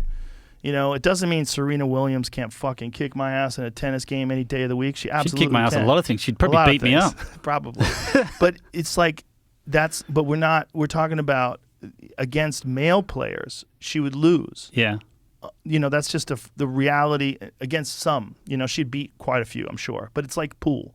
But it's not like pool because it's like there's a physical power aspect There's to a tennis. big thing. It happens in surfing. So if you look at the 13-year-old surfers on the planet right now, and because of wave pools, surfing has advanced massively. And these interesting. kids are unbelievable. Interesting. And you should see these young girls, right? It's Josh Kerr is a professional surfer. I think it's his daughter. I don't want to get it wrong, but it might be. And she rips. She's unbelievable.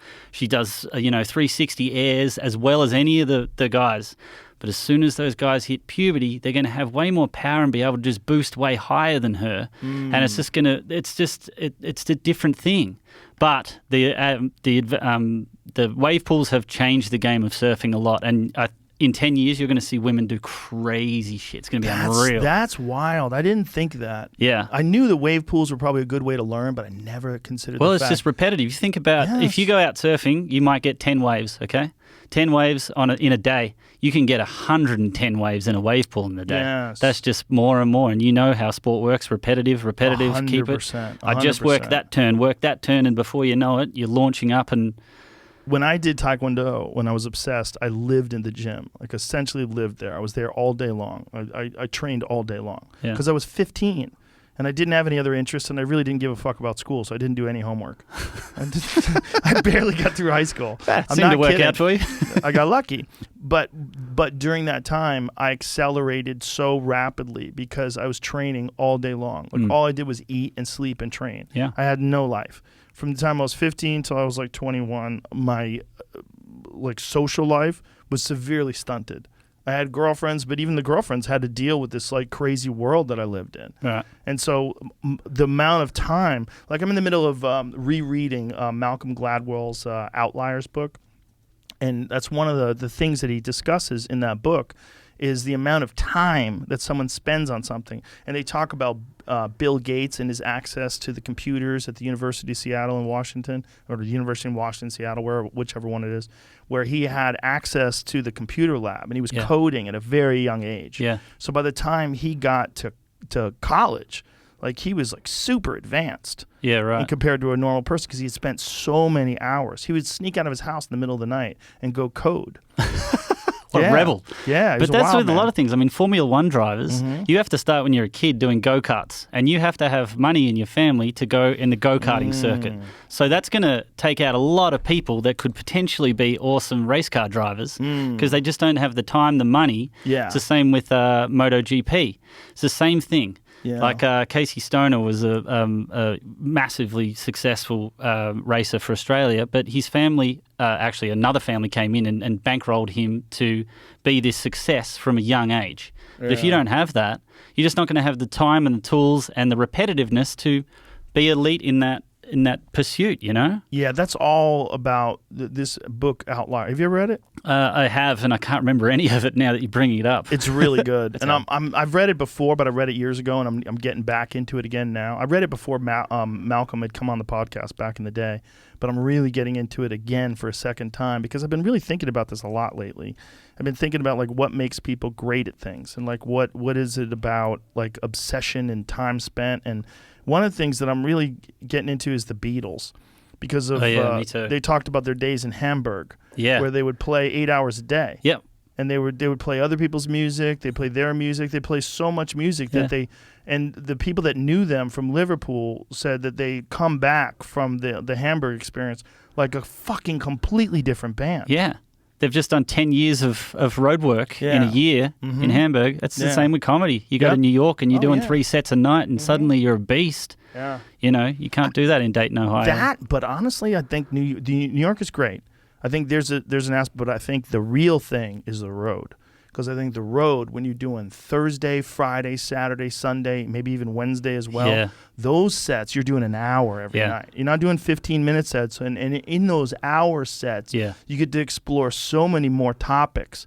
And then you're just hammering those hour sets, 2 on Friday, sometimes 3 on Saturday. Yeah. The 3 on Saturdays are weird because you don't know what the fuck you've already talked about by the time it's like the midnight show. I know. It's 1:15 But that's when the best morning. stuff comes out because your head's going, if I said this, say something else and just go down another rickety road. Right. You never fucking know, man. Isn't You that the never best know. feeling, though, when you've done maybe a month of just solid shows and you are in shape and you're just like a weapon.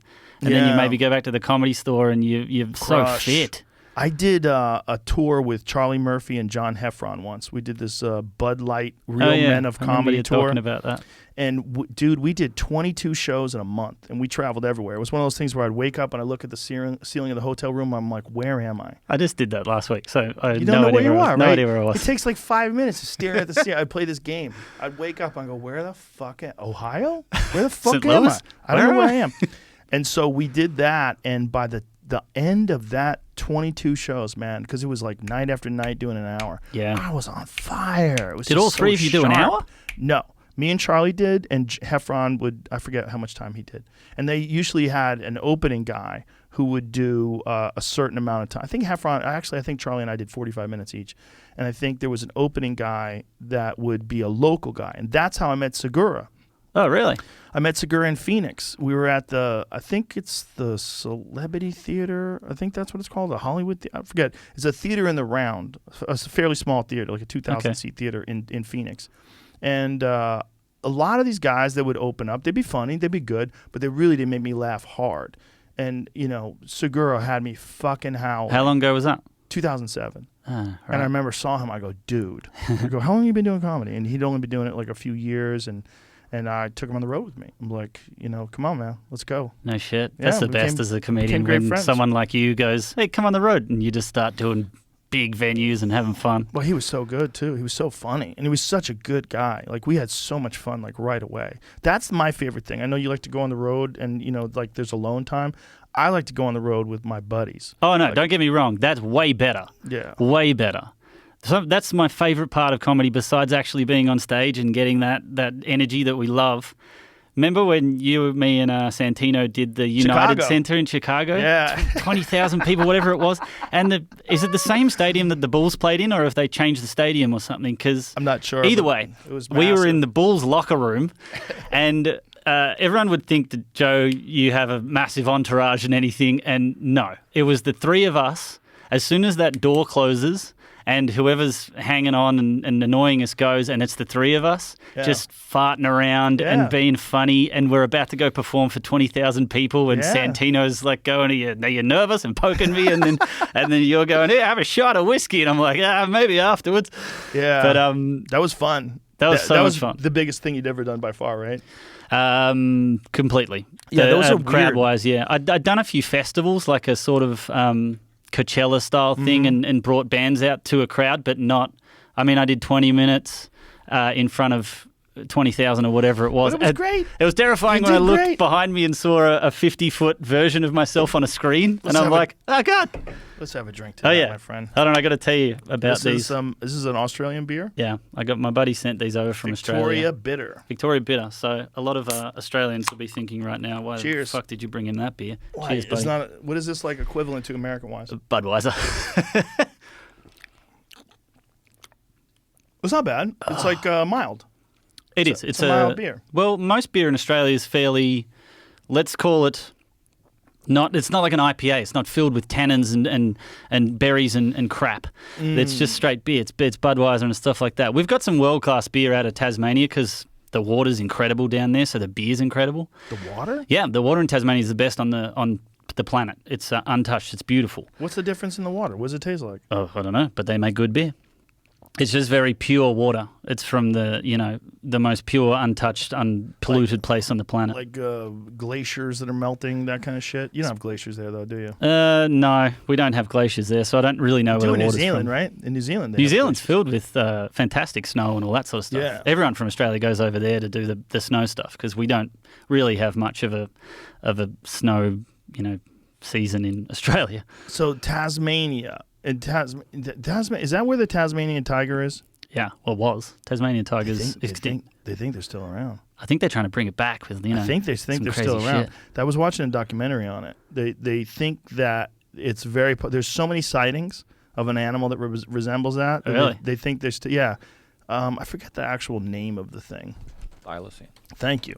But it's a weird looking striped dog Yeah. looking It's thing. like a dingo, but it's a striped version. It's a tiger dingo, let's call it that. Yeah, they had one in captivity. There's video of it from, I believe it was like the 30s. Yeah, there's footage of them and stuff. Yeah, it They was were like around. black and white. Yeah. Yeah, that's what it looked like. Yeah. What a wild looking thing. Yeah. But there's so many sightings of that they've actually sent biologists on these long excursions.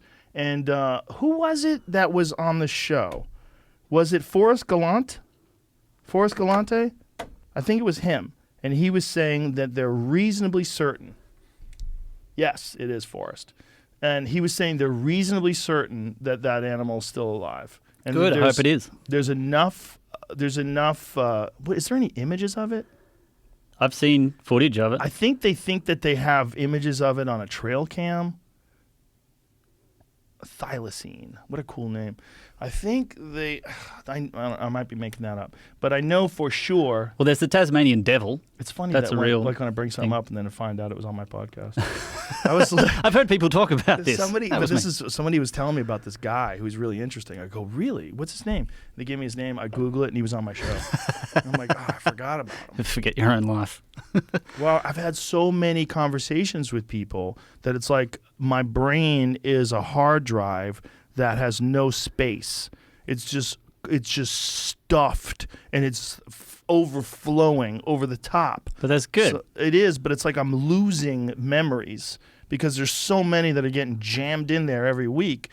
I don't have the space for it. There's like a thing. There's like a law of like memory where you can only keep a certain amount of people in your head. Yeah, you know that must that? be very hard for you. You know way too many people. What is that called again?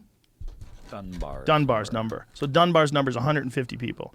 And Dunbar's number, because the idea is that our brains evolved in tribal environments and that human beings for thousands and thousands of years lived in these small groups of people, these small bands of people, and we had to know intimately the people that were around us. And it was mostly like, 50 people, 100 people. And you can only keep like a certain amount. Whatever the number is, if it gets to like 150, 250 people, you lose it. Like, I have 500 plus fighters in my head. Yeah. Just fighters that I have to juggle around because I commentate on their fights and I have to know their styles and watch their performances and evaluate their skill sets. Yeah, but you're very interested in something. I'd imagine that your capacity to maintain that level of names and stuff might be more if you're really interested in it. It's probably more than the average person just because of like the sheer force of will of like memorizing all these things and forcing these things. Here's a little more detail on something I haven't heard when we talked about that. According to the theory, the tightest circle has just 5 people. loved ones. That's followed by successive layers of 15 good friends, 50 friends, 150 meaningful contacts, 500 acquaintances, and 1,500 people you can recognize. Ah, interesting. People migrate in and out of these layers. That makes sense to me. But the idea is that space has to be carved out for any new entrants. Dunbar isn't sure why these layers of numbers are all multiples of 5, but says this number 5 does seem to be fundamental to monkeys and apes in general.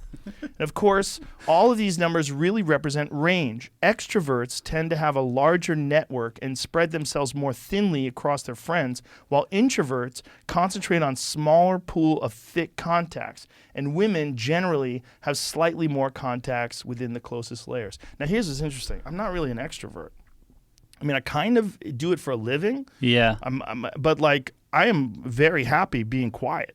I would say I am too. I'd say a lot of comedians are. Don't you think they just quietly observe rather than being the center of attention, which is odd? There's a few of there's like Jim Carrey type dudes. Oh yeah. Right, who are like absolute extroverts. Yeah, right? yeah. Who just like demand the center of attention and control the room. But constantly. does he? When he's at home, does he just kind of go, That's a good question. people? It's a good question. I don't know. And then there's people like, there's people that can be, they're hybrids. Like Joey Diaz is a hybrid. Yeah. Like Joey Diaz likes people to leave him the fuck alone. Leave me the fuck alone. But when Joey Diaz is in a room, everybody's listening.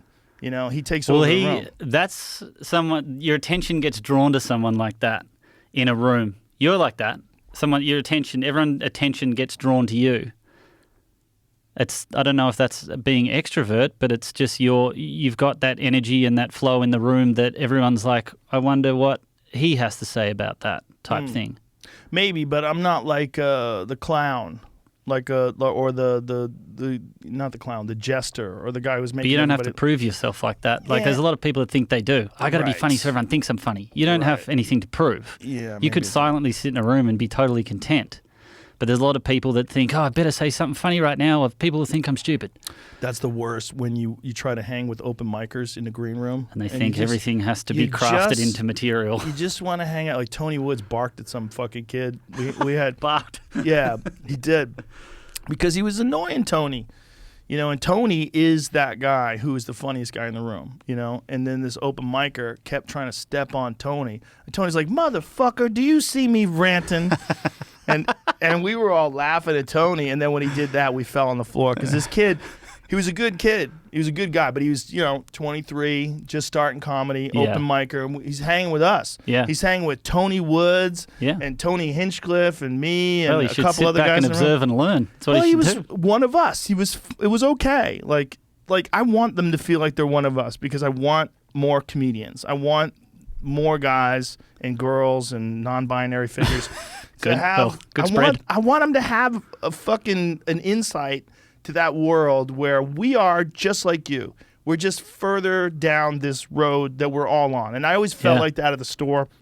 I was always super friendly to the doormen and the people who work the cashier booth, and because they're all comics. Yeah. The bartenders are comics. Yeah. And I was like, we're all the same. Yeah. We're just, some of us are just 10 years past you or 15 years, whatever it is. Yeah. But it's like we're all the same thing. We're all comics. Once you're accepted into that brotherhood, you're part of it. You're funny. The problem is when you get friendly with someone, then you find out they're terrible. And you have to pretend they... Yeah, that was good. I've been friends with them like before, like at the store. Like sometimes I knew someone for a year before I saw their act, and I liked them. They're fun to talk to. Like, hey, how you doing? What's up? What you been doing? And then I go, I'm gonna see your act, and then you watch their acting, like, oh Christ. And where do you think they failed? To impress you in normal conversation, you probably thought, oh, this person's funny and interesting. Where did they fail on stage then? Not necessarily thought they were funny in normal conversation, but just liked them. You know? Okay. There's a lot of people that I like to talk to that aren't funny at all. Most of my friends are hilarious to talk to. They couldn't get on stage and do stand-up. Well, there's hilarious people that couldn't do stand-up. Well, they probably could, but they would have to really be obsessed with it and think about it. And like I was talking to Tony about that the other day. Like, imagine starting over. Like from scratch, like we had no idea how to do stand-up. If you had to start over again, like how long it takes. Oh, if you actually didn't know in your head how to do it either. Right. Yeah, that's nuts. Well, I started from scratch when I came to America, so I know what it feels like to know those skills in my head, but, not be accepted into the the Comedy Store and places yet, and it was weird. It was hard. But you had already done stand-up in Australia. Absolutely. Yeah. That's different. What That I'm is saying different, yeah. is, imagine if you had no knowledge of comedy, you had to start all over again right now. Oh, God. Oh, God. No, the stuff I've had to learn over the last, 17 years and everything. The amount of time that it takes to get good. The amount of time that it takes where you can go on stage and kill and entertain a crowd for an hour. The amount of different audiences you have to perform in front of to know that this is slightly different. This is this. I did Laughlin, Nevada on Friday. They were the rowdiest crowd I've had in 10 years. They probably can't believe you visited them. Yeah, they're like, what the hell's going on? They're just a bunch of drunken hillbillies. And the Where is Laughlin, Nevada? It's Where is like the most southern point of Nevada, about an hour and a half out of Vegas. It was weird. I don't know what we were doing there, but it was a big 1,000-seat theatre, and they were so rowdy. But because I cut my teeth in Australia in a rowdy environment, I was like, oh, this is great. And I had one of the best sets of my life. It was so much fun. I cut my teeth in bars. I did Oh, yeah. when I lived in Boston. Boston. In Boston. Boston's probably very similar to Australia. I think they're very similar places. I've been to Boston, and I get along with Bostonians. Is that how you say? Yeah. Very easily, because I don't know what it is. Maybe is there a criminal convict sort of heritage in Boston? Oh my God. Is it? So many criminals. Well, that's it. Yeah. Because we, obviously Australia is a convict settlement as well. I just gel with these people immediately. It's silliness. It's tomfoolery. It's a rough sort of environment. Dude, I used to work at a club in Boston that would offer to pay you in Coke or cash. Did you take the Coke and try and Never sell touched it? the Coke. I was not an entrepreneur. I wouldn't know how to sell Coke. I wouldn't have the first clue what to do. I knew a lot of guys who took the Coke, though. Unfortunately, they had I bet they don't. They're not around, right? No, some of them are still alive. Yeah. But a lot of those guys had I problems. meant even just doing comedy. Yeah, they're still doing comedy. Yeah. Yeah. But a lot of them had problems because it was so easy to get paid in Coke. It's funny when you go to the back store of the Comedy Store and there's that mirrored piano thing, With and all you just razor blade scratches all yeah. over it. You just want to know who was there and what had happened. And Kinnison for sure did Coke off that table. there's Yeah. such a history there. I love it. Oh It's my so God, fun. it's one of the greatest places on earth in terms of history. That's one of my proudest achievements, that I've got my name on that wall. I think I'm the only Australian. Are you really? I don't think Jim's Jim- got his name. Jim He doesn't have should. his He name should on the wall? definitely, but I don't think he does. Oh, that doesn't make sense. He's it doesn't. definitely a paid regular. I know that I got it before him. If it's on now, then it makes total sense. But I was the first Australian on there. Congratulations. Thank you. Not bad. You sure there wasn't some weirdo back in the 70s? Probably, but my story sounds Yeah, better. fuck him. Fuck him. There's a lot of people that quit that whatever for whatever reason. Like you run into their name, you're like, oh, I forgot about him. Like, where the fuck did he go? I can't imagine quitting comedy. It's like, Stanhope said something really interesting once, and I totally agree with. He goes, I could quit comedy because I could never quit comedians. Like hanging out with comedians. It's a different ball game, isn't it? I feel like sometimes with my friends, like I said, I got very funny friends, but it's like playing tennis with someone who's not quite as good as you. And then once you play tennis against comedians, and it's just back, and you're just like, oh, this is fun. Well, it's also just they accept the crazy in you. Where some people just. They have HR breathing down their neck, and That's they true. live in an office environment, and they don't get a lot of fun, Yeah. crazy, loose people. And Yeah. we have everyone we know is crazy. Like all of our friends are out of their fucking minds. It's just so fun that everything is a joke. Yeah. Everything can be a joke. Yeah. And everything is fun and silly, and let's just turn that into a joke, and that into a joke, and that Yeah. into a joke. Dude, I've been doing this podcast. We call them the Protect Our Parks podcast with Shane Gillis, Mark Norman, and Ari Shafir. Oh, yeah. The four of us. And we get blasted. We get hammered and we get stoned, and they're the most ridiculous podcasts. They're so ridiculous. And I love them so much because I do all these podcasts with scientists and philosophers and fucking scholars and all these interesting, Then you fascinating people. And then I Get have a dickhead like me on so you can just talk shit. But it's fun. It It's is fun. fun. It's fun. Hanging out with comics is some of the most fun. Like I called stand-up the other day, and I hadn't talked to him in a while. And the moment I called him, I have just this giant smile on my face, and we're laughing. And I'm driving home, listening. We're talking while I'm driving, fucking laughing. I'm like, God, it's just I've been watching a lot of Mark Norman lately. Norman's hilarious. He just keeps pumping out good material on his Instagram and stuff, and he's a very, very good joke writer. Oh, he's very prolific. Yeah. Very prolific and very obsessed with comedy. He loves comedy. He adores comedy. Yeah. You know, he really does. You can tell that he's sort of and loves the art form and really goes for it. How about Shane? When we worked with Shane in Irvine recently? Yeah. Oh my God, how funny is he, dude? Dude, we were piercing ourselves backstage. Oh my God, his Trump impression is insane. How funny was he said when he got nicked by the Don't give up the I bit. don't want to give yeah, up the bit. it was We crying. were on the floor We were laughing. crying. I have worked with him a few times at the Vulcan, but you know the way the Vulcan is set up, the green room is so far away from the stage, and then we have the TV on in the green room, so you can watch the set, but it's hard to hear because everyone's talking and shooting the shit. But back there, like we were right next to the stage, so we got to hear all of it. Yeah. Fuck, he's good. Yeah. He's fucking good, man. Very good demeanor on stage. Knows himself, his presence, his voice. Very good. Well, there's a bunch of these guys that are on the up and they're on the come up. They're rising through the ranks of comedy that are really good and really dedicated and just love the thing. Yeah. You know? Love the thing. And he's a guy that, you know, went through that shit where he was going to get on Saturday Night Live and then they dug up some old podcasts of crazy things that he had said. Best thing for him. Yes. Best thing for him. In the end, yes. Like his Gillian Keeves. Yeah. Have you ever watched that? Yeah, how's the one where the dad's on OnlyFans or whatever? And he's up there, I'm doing this for you. Gillian Keeves, I'll say this right now, is the best sketch comedy that exists on planet Earth right now. It's better than anything that, other than Kyle Dunnigan stuff. and Kurt Metzger stuff, Yeah. which is different because it's face swaps. Yeah. That's just ridiculous. Did you see the Nancy Pelosi one? Yes, I can't stop laughing at it. I was playing Booyah! I was playing it for this lady who actually went to see Nancy Pelosi speak. She went to this thing, this fucking gathering where Nancy Pelosi was at, and they were talking. All these like converts were like saying, "Oh, she's the most entertaining and captivating speaker." And she listened to her talk. She's like, "What the fuck are you talking about? This is nonsense." Have you seen that one thing that she did? This recent one that's like this babbling, crazy conversation. Here, I'm gonna send this to you, Jamie, because it's. Have you seen it? Before the river dance thing? No, I don't know what it is, but it's a new one. But it's so preposterous. I'm going to find it real quick. It's so preposterous that I sent it to people, and they're like, what the fuck is she even saying? I don't even think I've ever seen the real Nancy Pelosi talk. I've just seen Kyle Dunnigan's version. Oh, Kyle's a fucking genius. He's so good. I mean, there's guys that shine in a certain way. In an art form where you see that's your thing. That's your thing. I don't think that's something I would do. I don't think, it's just his thing and he's nailing it and it's just so silly and fun. Yeah, no, he's incredible. Like, he's a very funny comic. Don't get me wrong. He's very good on stage. But there's a thing with him where you see him. This is it. Yeah, hold on a second. Here, I'm going to send this to you, Jamie. There's a format in which, with that face swap shit, that he shines.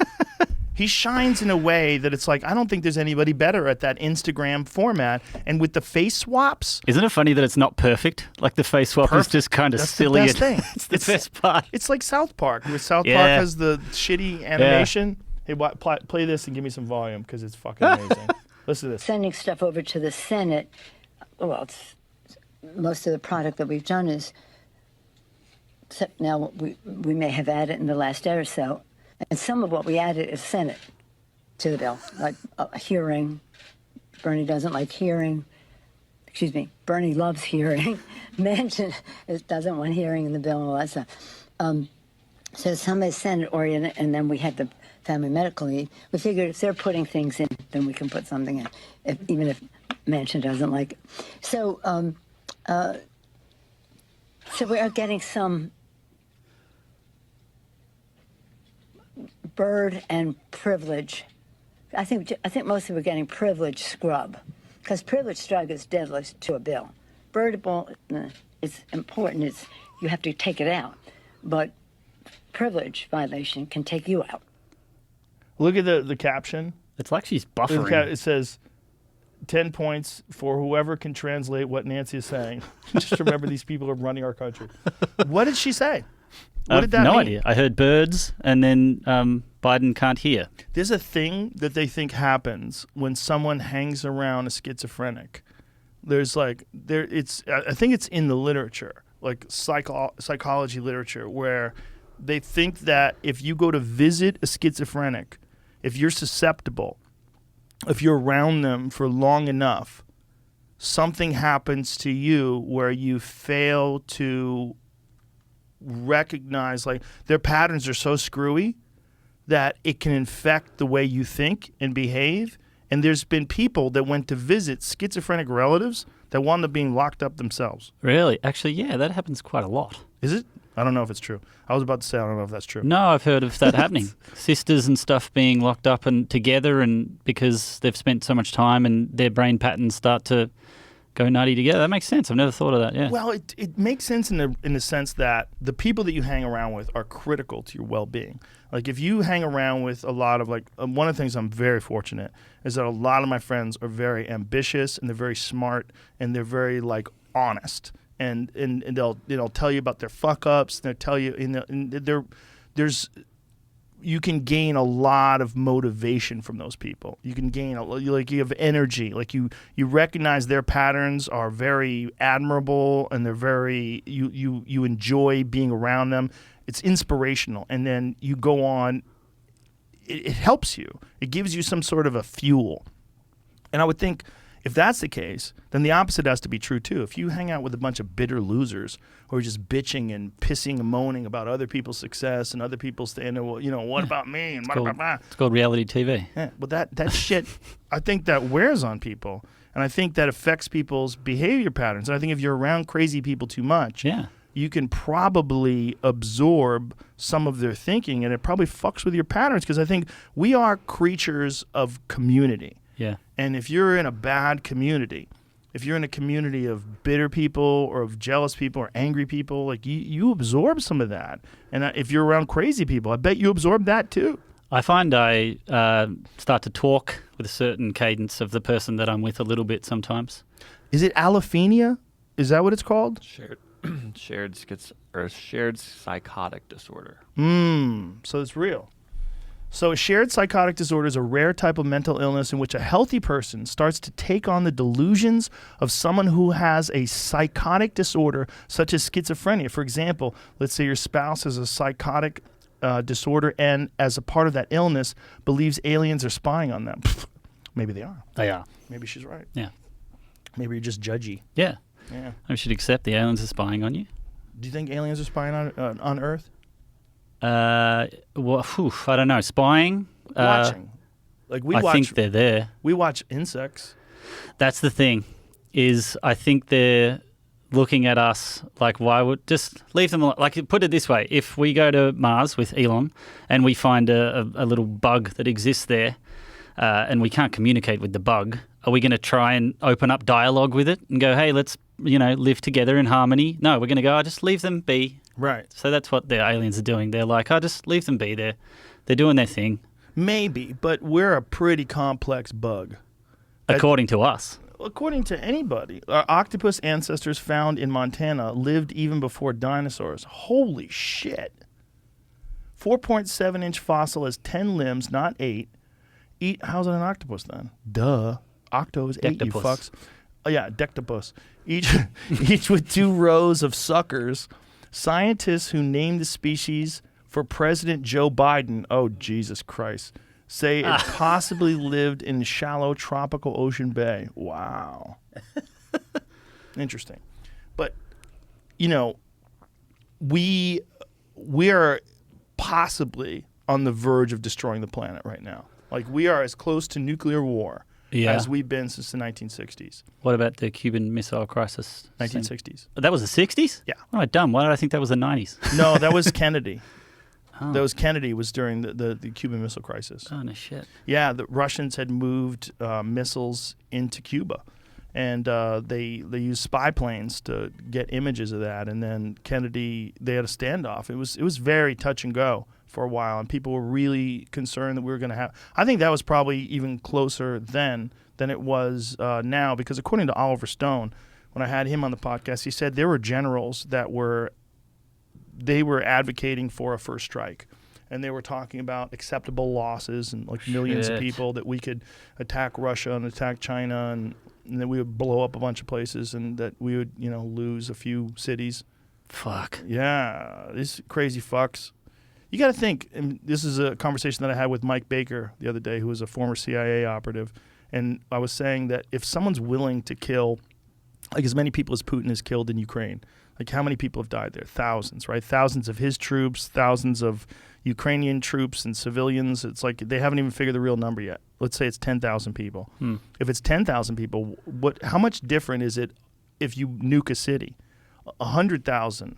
Right, if they nuke like a city that has 100,000 people and they nuke that, like just to prove a point, that's not that much of a difference to 10,000. It's just, you know. Also, if Putin's on the way out or something and he just wants to take a bunch of people, right, you know, right. If he has a disease, that's if he has a disease, and everyone's just like, "Fuck this, I'm gonna take out a bunch of people and before I go." Or right, there's always a theme in like Game of Thrones type, the Mad King. Yeah, you know, there's always like some crazy fuck that's on his way out and it'll kill everybody. Yeah, yeah. It's weird how that's happening right now, and you know, everyone's not terrified. I guess they are a little bit, but it's not like people are just bunkering down and really accepting it. No, people. I guess you can't. People are scared as fuck, and there's all these different like narratives. There's a narrative that Ukraine is filled with Nazis, and that the government's fucking gaslighting us, and that it's Ukraine is filled with heroes, and that the Russians are awful, and then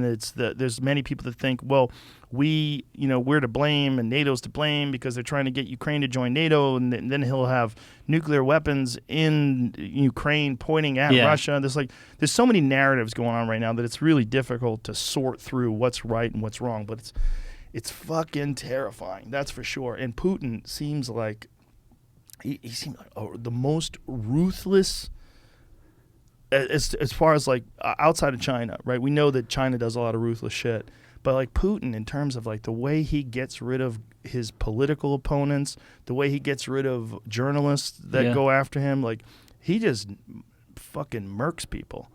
You know? And he's been that way for a long time, right? Or the whole time, or he's run the country since '99, and he used to be a KGB guy. Right. Which is like, during the fucking Soviets, during the Cold War, during that era, like, who knows what that guy was involved with? Yeah, right. Who fucking knows? Who knows? That's a dangerous man to have the biggest nuclear arsenal on Earth. Oh, shit. It's fucking terrifying when you really think about it, but I don't know. It's more terrifying the way Mike Baker was explaining it to me.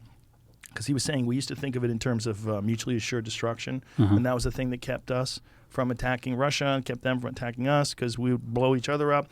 But he's saying now with these hypersonic weapons, it's not mutually assured destruction because they could incapacitate the United States instantaneously. Before we have a chance to retaliate. Before you have a chance to retaliate. You don't have 15 minutes anymore. You don't have 20 minutes. You don't have an hour. You don't have that much time. You have seconds. Shit, I might go back to Florida. I think they're probably going to not get They're pretty nuked. safe. They're pretty safe there, right? Think about their vantage point there from Russia. We should saw Florida off and sell it to Russia. Maybe they'll take it.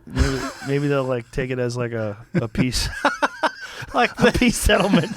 Just swimming in like they did with the Statue of Liberty. Here, we've got this. Just make a nice canal above Pensacola. Saw into it. You can have the keys. You can have all the alligators, all that shit.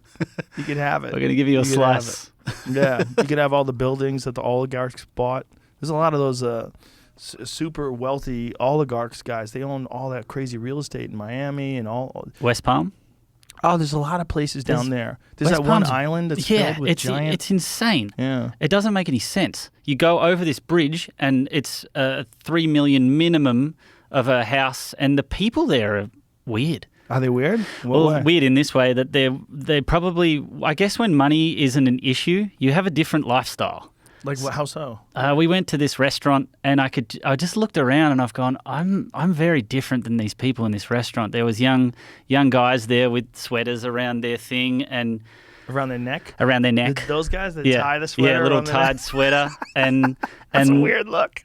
And look. If I go to a restaurant, I'm still in a position where I look at the price of things on the menu and I go, I can't do that. I can't do that. But that's not in their world. They're just like, I'll have this and that and this. And then there's caviar. Caviar is like so the only time expensive. I've got to do that is if I'm eating with you.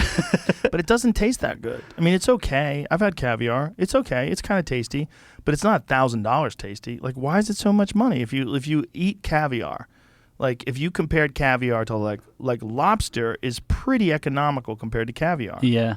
Like steak. But caviar does not taste better than steak. No. Why is it so much more money? Because it's a status thing. I've It's got a- caviar. Yes, right? I've got caviar and you don't. I got a gold-covered steak. You ever see that People guy? eat cold. Yeah. That fucking Salt Bay guy? This guy? Oh, yeah. He serves steaks that are covered in gold. Like you're eating gold. Have you seen that? I've seen similar things. I haven't seen the steak. He sells a steak covered in gold. How much? I don't know. I'm not $1,000 meal. I don't care how much money I have. I'm not buying a fucking gold-covered steak. Cut to me drunk. You and I at a restaurant. Yeah. We're getting Fuck the gold it, Monty. steak. Let's get that gold steak. Fuck it. You get a few fucking bottles of whiskey in me. I'll buy anything. You'd probably do it for a laugh if it was on the menu and you were having fun and shit. Yeah. Well, I was with Mark Delagrate once, and we ordered a bottle of wine from 1972. We were at this Italian restaurant.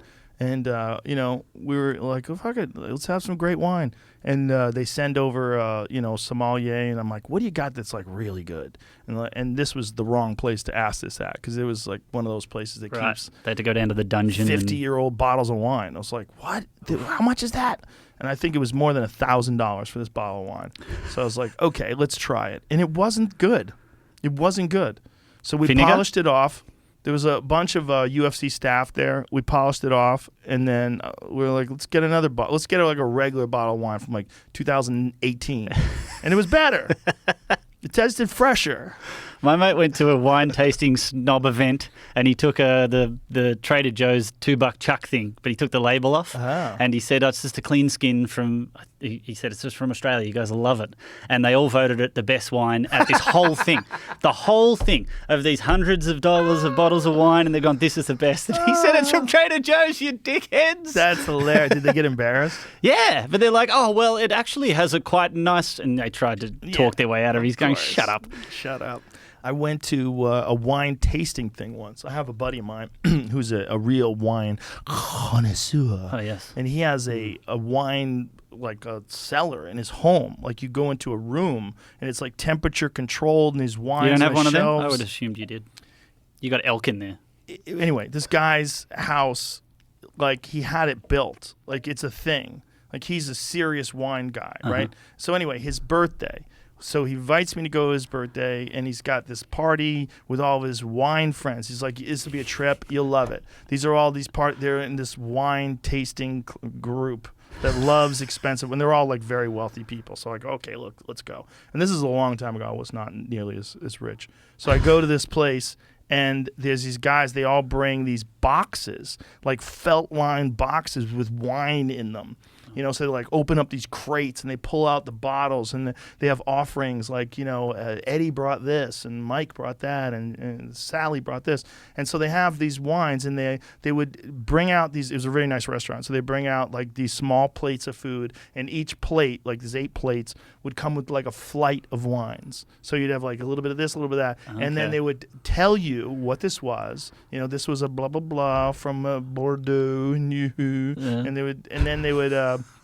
they would all judge it, and they would say, this one it's rich with tannins, and you can taste the oak, and they would smell it. And so cut to many years later, I'm watching this documentary, and this documentary is called Sour Grapes.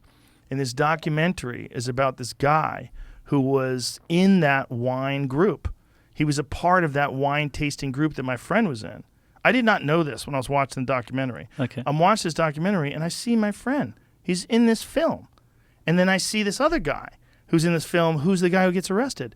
And what this guy was doing was taking cheap wine. Oh, I saw that. And he was making fake labels. Yes. And he was like aging the labels and rubbing dirt on them and all kinds of What a shit. legend. And he went to jail for a long fucking time. And this guy made millions and millions of dollars and did this with thousands and thousands of bottles of wine. It's a fascinating, fascinating documentary because one of the things it reveals in the documentary is that these people can't really tell what's great and what's not great. And that this one guy who had this amazing palate, I forget what his name was, but he had this amazing ability to like sense like what the essence of these very expensive wines were and recreate it with cheap wines. So he'd add a little bit of, he's like a chemist. So he's in his fucking Studio City house with like stacks of labels and old bottles. He'd buy old bottles and he would mix this stuff together to try to make like a reasonable facsimile of whatever this like exceptionally expensive wine was. And then he would sell it. How did he get busted? He got busted because he robbed the Koch brothers. Well, hold on. He fucked went up. down another he route. fucked up because one of the Koch brothers is a wine expert, and this guy was a wine collector, and he's the same kind of deal. He had this big ass wine cellar in his home, and he had all of these wines that were like really expensive, like wines from the 1700s that are like $1 million a bottle, that kind of shit. Jeez. Crazy stuff, right? And so someone was looking at his bottles of wine, and it was like, this is not right. Like, this is wrong. Like, this is spelled wrong. This is from the wrong era. Like, this company didn't make a Magnum in this era. That's his guy name, starts Rudy. sweating. That guy, Rudy. Good on Rudy you, is the Rudy. guy who I met. I met him at this wine party. I remember him because they were all sitting around talking about all these different wines and the flavors. And so click on those bottles down there, the one that shows the label. Yeah. So those are fake bottles that Rudy had created. And one of the companies, one of the wine producers, one of the vineyards, they had seen in Sotheby's, they were auctioning off wine, and they had seen that there was labels of wines from their vineyard that they had never produced. And so they got involved with it as well. And when the Koch brothers had realized that they had gotten taken, they started like severely investigating and looking deep into this, and they found that this guy had done this with so many bottles of wine that there was literally thousands of them out there that were counterfeit that had been sold for untold amounts of money. And he's just making him in his underpants in Studio City. It's not just that. He had I think it was his brother. His brother was involved. Was he from Indonesia? Is that where he's from? It was from another country, and his brother was involved in some banking scam where he had bilked people out of fucking millions of dollars. And his brother took off and vanished with millions and millions of dollars. And then this guy winds up going to jail for selling millions and millions of dollars of fake wines, and then gets out and they fucking kick him out of the country recently. He got out and they kicked him out, and now he's over there, and he is, presumably someone has the money. Well, they don't know like where all the money went and how it was distributed, and also he had to have help. There was other part of the film where they were speculating how many people had to be involved to create this many. Like, this guy couldn't have done this all in his apartment, make these thousands and thousands of bottles of wine. So at the end of the film, they're destroying this wine that's worth fucking untold amounts of money. People bought it for. Wow. But they don't know how much of it he had in distribution that's just out there in these private collections. Because at one point in the film, one guy says, like, this is a bottle that Rudy sold me, and this is one of the real ones before he was selling fake wine. Because what Rudy was doing in the beginning was he was going to auctions and he was buying the most expensive wines. Yeah. So he was spending probably the brother's money when the brother was the thief. Yeah. They're probably in cahoots. So he's using all this money and buying all this like super expensive wine. So he had been known as this like big time collector. So then once he becomes known as this big time collector, so here is his uncle. Okay. His uncle, Eddie Tansil, was convicted in 1994 of embezzling $420 million. Why do I keep saying 22? Maybe it's because I'm afraid of the weed number. $420 million from an Indonesian bank. The money was not recovered. And 2 years later, Tansil bribed his way out of prison and escaped to China, where he's believed to be today. Wow. 420 million. So in 2019, the government seized 2.1 million worth of wine that this guy, Kurniawan, that's Rudy, had stored at the wine cellarage in New York City. But Vasquez listed a lot of other wines owned by, I don't know how to say his last name, that the auction house Christie's, it's not Sotheby's, sorry, it's Christie's, was holding out of reach of the U.S. government. Wow. Wild shit, man. But now that 2.1 million that they've seized is worth shit because it says crap wine. Well, look at this. It says, she said that out of the 20 million in property that Rudy owes the U.S. government, more than 18 million had not been collected. This is wild stuff, man. It's a wild documentary because it exposes this weird kink that these people have of having this wine that's very difficult to get, but it's not much better. I think it's funny just because these wankers talking about the tannins in their wine and this one's worth way more, and this guy's just like, fucking put this label on and charge them that for it. Well, this guy was really good at it, man. They'll make a movie about it. He fooled a lot of people, but in this film, this one guy who opens the bottle goes, "This is one of the real bottles that Rudy had sold me," and so they're drinking it, and then one of the guys like, "Yes, this is great, this is great," and the other guy sniffs it, and tastes it. He goes, "How long has this been open?" And he's like, "Oh, a couple hours." And he goes, "This is piss. This is like skunk piss. This is terrible. This is fake. This is not nearly the effervescence. It doesn't have the je ne sais quoi." Like he's using all these. He's like, "I'm a real expert. This wine's bullshit." And it's like, It's beneath God. me. And so my friend who I talked to, who was in the documentary, I was like, how much can you tell? Like, how much can you tell? He's like, Rudy had an incredible palate, and he had this ability to recognize. Like, there are some people, allegedly, I'm not sure this is real. This might be like the fucking Chinese death touch. But there was some people, like Kung Fu death, where they pretend they can, and people go flying.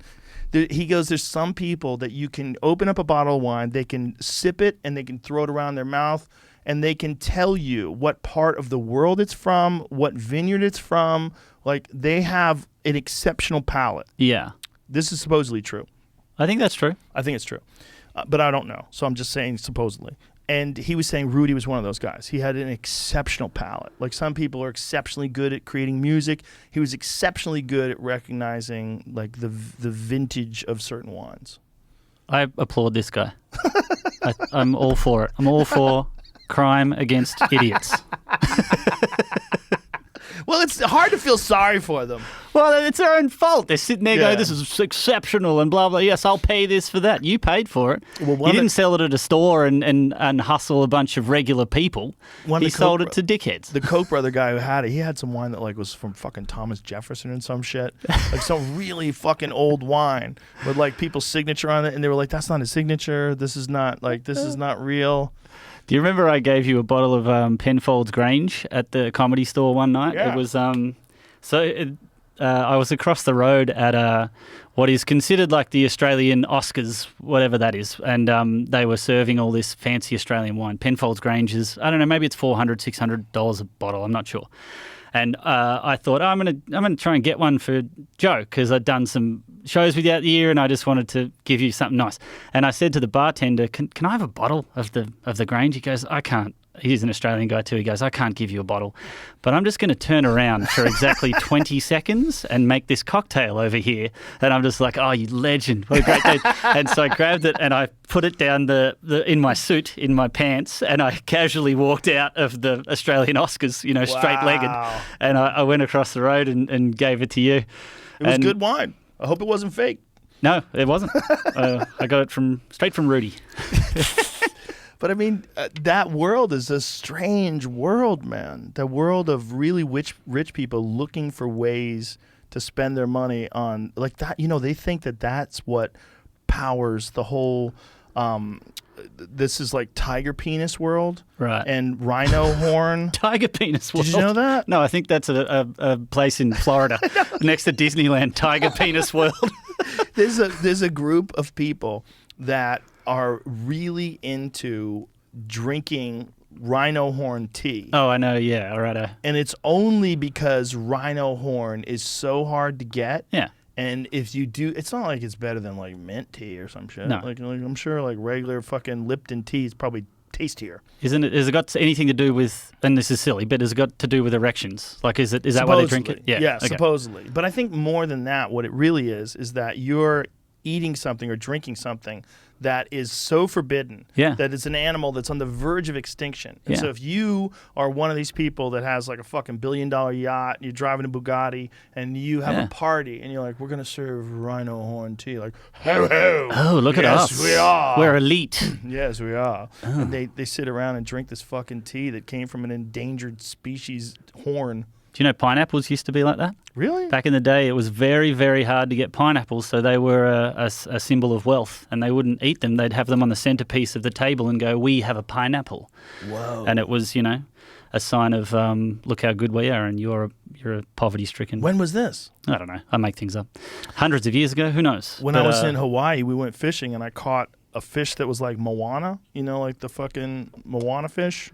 You know, that like little... the movie Moana. Yeah. There's like a fish. Really? It's like a Moana fish. Okay. And one of the guys on the boat told me that this fish, back in the day, if you had that fish and you were in the royal family, if you caught that fish, you had to give it to the royal family. If they caught you eating that fish, they would behead you. The royal family of Hawaii, not the British royal family. No, the royal family of Hawaii. Back when Hawaii was its own country, which was until the 1950s. I didn't know that. I know. Crazy? It's a crazy history there. There's one of those islands that you can't go to unless you're authentically Hawaiian. Which one's that? I don't know. Can't remember which one it's called, but I've gone past it on a boat. It's kind of crazy that you fly 5 hours in a plane over the ocean to go to the United States. Like, you're in the United States. It's nuts. And then you fly 5 hours in a plane over the ocean, and then you land and you're still in the United States? It made me a little sad when I went there the first time because I'm like, oh, Hawaii. And then I went there and all the infrastructure, like the highways and stuff, just are America. This American sign and everything. And I'm like, it's kind of just been massacred with, a little bit like that. But there's also a lot of street names that you're not going to fucking pronounce correctly No because way. it's all Hawaiian names. We've got that in Australia too. Oh, I'm Aboriginal sure. names that you just go, the fuck? Well, my buddy Adam Greentree, he lives in Australia and he works a lot with Aboriginal people because he's in the mining business. Oh, yeah. And he told me that they're called mobs. That's what they call like a tribe of Aborigines. He said you can go like 30 kilometers and there's a new group that has a language that the group 30 kilometers away does not know. Yep. And there are hundreds of those. Hundreds of different languages within the Aboriginal communities. And they're losing them. They're losing them. Absolutely. Because they're not written down, they're not studied, and these people are going to die off, and their language is going to die off with them. Yep.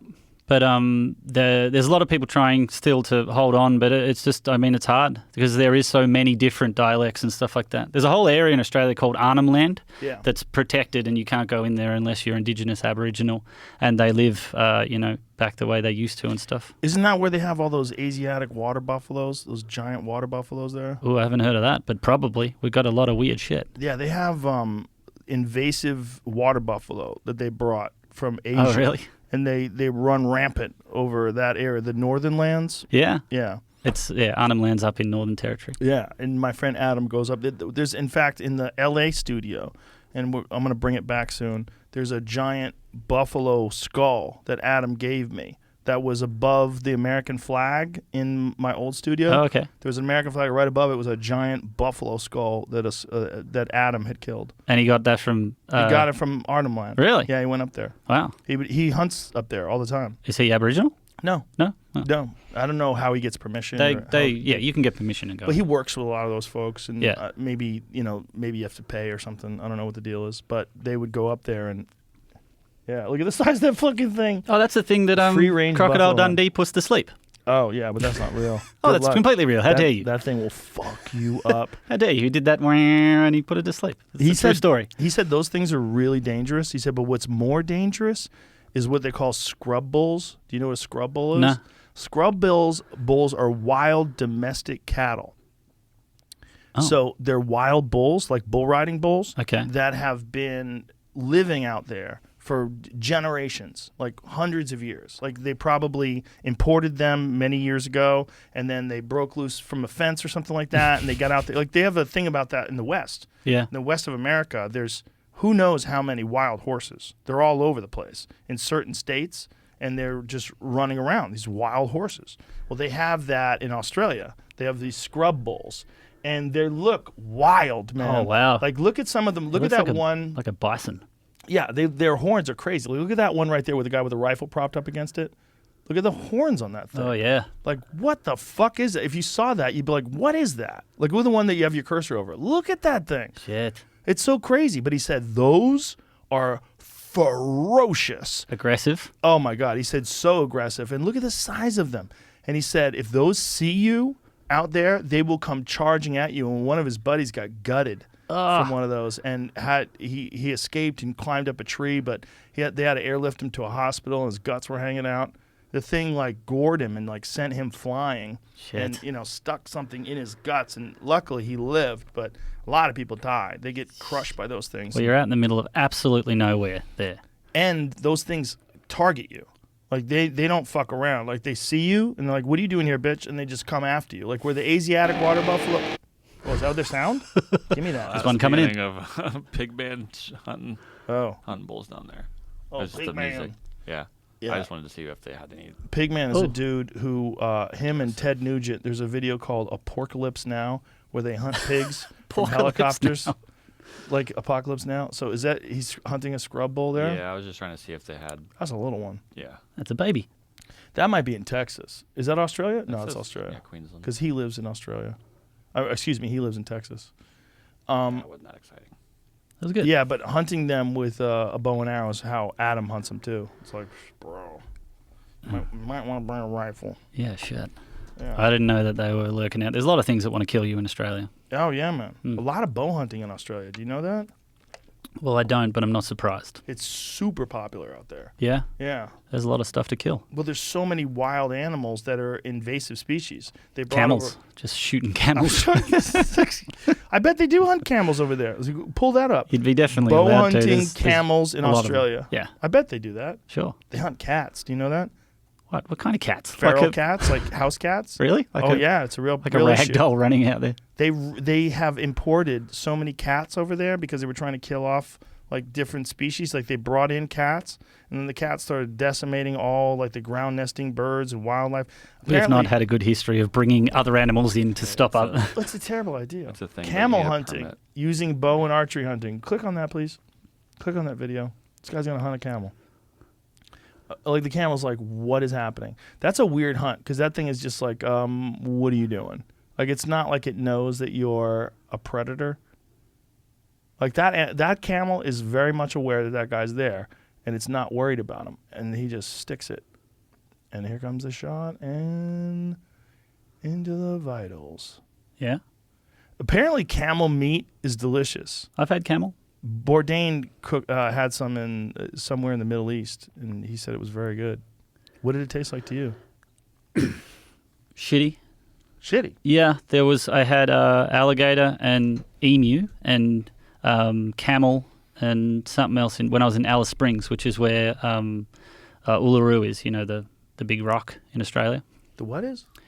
Uluru. Uluru? What is that? mean? Uluru. What's Uluru? You It's a say it like I'm giant- supposed to know what the fuck that is. Oh, you don't know what that is? Do you know what that is? It's a giant. Nobody knows what that is. So the whole of the you say it, it's like, where Yankee Stadium is. Have you seen this before? No. You've never seen that before. That's one of No. our iconic things. It's a fucking rock. It's a huge rock in the middle of nowhere. Everything Whoa. else is flat around it, completely flat for, kilometers in every direction. And then this rock just is there for no reason. It's huge. That's probably one of them things where Sadhguru talked about, where if you go there, you meet aliens. Is Right? that, yeah. Seems like it. And that was a fun, Yeah. Stairway to Heaven, Yeah. something place. But Yeah. Look at the size of that thing. Yeah, You monstrous. could fit the Eiffel Tower, Sydney Harbor Bridge, Statue of Liberty, Great Pyramid of Giza, and Big Ben. Yeah, they're all inside of that they're all thing. inside there. That's nuts. And did they have any geological explanation as to why that thing exists? If they do, I don't know it, but That's it fucking just crazy, it just pops man. straight up like that, and it's literally in the middle of nowhere. What? And I've been there, and it's one of those places that you go. Like I've been to Niagara Falls and stuff like that, and you get this sense of just a history of the Earth, and something's happened. You don't know what it is, whether it's a meteor that's gone and stuck into the Earth or whatever it is, but you know something great happened at one stage. Somewhere in the history of the Earth? Yeah, you can just feel a presence, like a real earthy. So it just feels off? No, you feel very grounded when you're there. Like you feel very at one with nature and everything, and it just feels very special. It's like a special place. Really? Yeah. Is it because you know it's a special place, or does it Maybe. like genuinely feel like a special place? Maybe I've known hard. it my whole life, and then I saw Right. it, and I was like, oh, this is so special. It's like when I went to Graceland, and I thought, oh, this is so special. Show me the toilet where Elvis died. It was the best. I loved that when I went to Graceland. When and you the went to jungle that room. rock, how long does it take to get there? From Alice Springs, I'm just going to guess that it's maybe like somewhere between a 5 and a 10 hour drive or something like that. Maybe it's closer. Who knows? But that that whole it's so big. I mean, Australia is the size of the United States. Right. And the population is only in, like if we were talking about a map of the United States, our population is only in LA and then from New York down to Florida, all on the coast. And then everything else, you think of every state in the middle, like Texas, everything, there's nothing there. Nothing. And the amount of population, I think, is just less than the population of California. Yep. I think it's 28 million or something like that now. Which is probably just LA if you count all the illegals. Yeah, I think it's just... heavy rain. What does it say? Downpours? Yeah, I was just looking at it barely rains there, and they asked that you don't take photographs. And the last fun fact was that less than 1% of people even get to see these waterfalls that appear when heavy rainfall hits. I saw it. Whoa. Yeah, when it rains on the rock. People talk about it. It's a very, very special Look at it. event. It looks like the rain has carved a path through the rocks. Yeah. Go back to the beginning of that, please. Look at that. Doesn't that look like the rain has smoothed that out and carved its way through that? Yeah. Wow, that's why do they tell you not to take pictures? It's a very sacred Aboriginal spot. Oh, so they don't want... Meanwhile, here's some dickhead trotting around in it, taking pictures. Well, you used to be able to climb up it and everything, and then they took that away. Because people fucked with it? Yeah, fuck that. I don't want a bunch of fat tourists walking all over the rock. Just leave Look at those images of the waterfalls. Look at those right there. Click on that. Look at those. That's fucking wild. Yeah, man. It's unreal. I wonder what the fucking... Look at that, where it's carved, those divots. That's wild. Now, is there an explanation? See if there's an explanation. Why does I've been trying to find. Why does that rock exist? There's stories in the Aboriginal culture of why it's there that are, from the Dreamtime and stuff. What do they say? I don't want to get it wrong and in trouble, but the one that I kind of remember is that they gathered all the criminals and stuff at the time back, hundreds of thousands of years ago or something, and they dropped a big rock on them to keep them under there. It says it's been a significant landmark to Aboriginal people since the beginning. The natural landmark is thought to have been formed by ancestral beings during the dreaming. According to the local Aboriginal people, Uluru numerous caves and fissures were all formed due to ancestral beings' actions in the dreaming. Whoa. Dreaming is the dream time. So while the you're Aboriginal asleep. While you're asleep, basically, So they have a different thought of what dream time is? They believe it's when you go into the dream time and you're asleep, it's a place in between this world and the afterlife, and you can meet people in this dream time in sleep, and you can heal them and stuff like that. It's really, really fascinating. It's one of my favorite cultural things that I've learnt, and it's just very... It's very grounding, and I mean the Aboriginal people are the closest to Earth and everything of any other culture. They're so ingrained with the way that the world that they live in works. It's incredible. And so, the Dreamtime's a big thing, and that's where they get a lot of their stories that they pass down and stuff like that. I've always wondered what the fuck dreaming is, because they think that dreaming, there's some sort of a psychedelic chemical release by the brain during dreaming. Because dreams and some psychedelic chemicals that are endogenously produced in the brain, like DMT, that they have similar properties. And one similar property is that, if you do a DMT trip, if you have that experience, once it's over, you memorize, you know it very vividly, but it escapes your memory very quickly. Almost like you're trying to grab a ghost or you're trying to grab fog. Yeah, right. You can't hold on to the memory. You know how you wake up from a dream and you're like, dude, I had the craziest dream. But if you don't tell somebody that dream within the first 30 seconds or write it down, you're going to forget it. Yeah. Well, how is that possible if it was such a vivid memory when you woke up? Yeah. You know that feeling? Oh, of course. I lucid dream. I have since I was a kid, yeah. Really? I can control my dreams. I've been able to do it since I was 13. You're a wizard. I remember the first time I did it. I know. It's the best. Every time I go to sleep, I basically am playing Grand Theft Auto, and I usually just grab I do it every time I go, oh, good, I'm dreaming. And I grab a Ferrari, and I just go, and really? Drive. Yeah. Wow. I met a guy when I was about I'd be sleeping all the time. Yeah, I'm going to have a nap after this. I met a guy in my early 20s who was a dream analysis, and I told him, I've gone, I lucid dream, and he said, really? And he was so interested in me. He said, next time you do it, see if you can control it, and then I want you to call me. And so when I went to bed that night, I said, all right, and I knew that I was dreaming because I saw a chocolate, I was in a 7-Eleven or something, I saw a chocolate bar that I knew didn't exist, and I went, that's out of place and that's not right. And I looked around and went, oh, I'm in a dream. Here we go. Wow. And so I went out and I got in a car and I drove around, and then I got in the air and I flew myself to New York, and I was flying around buildings in New York.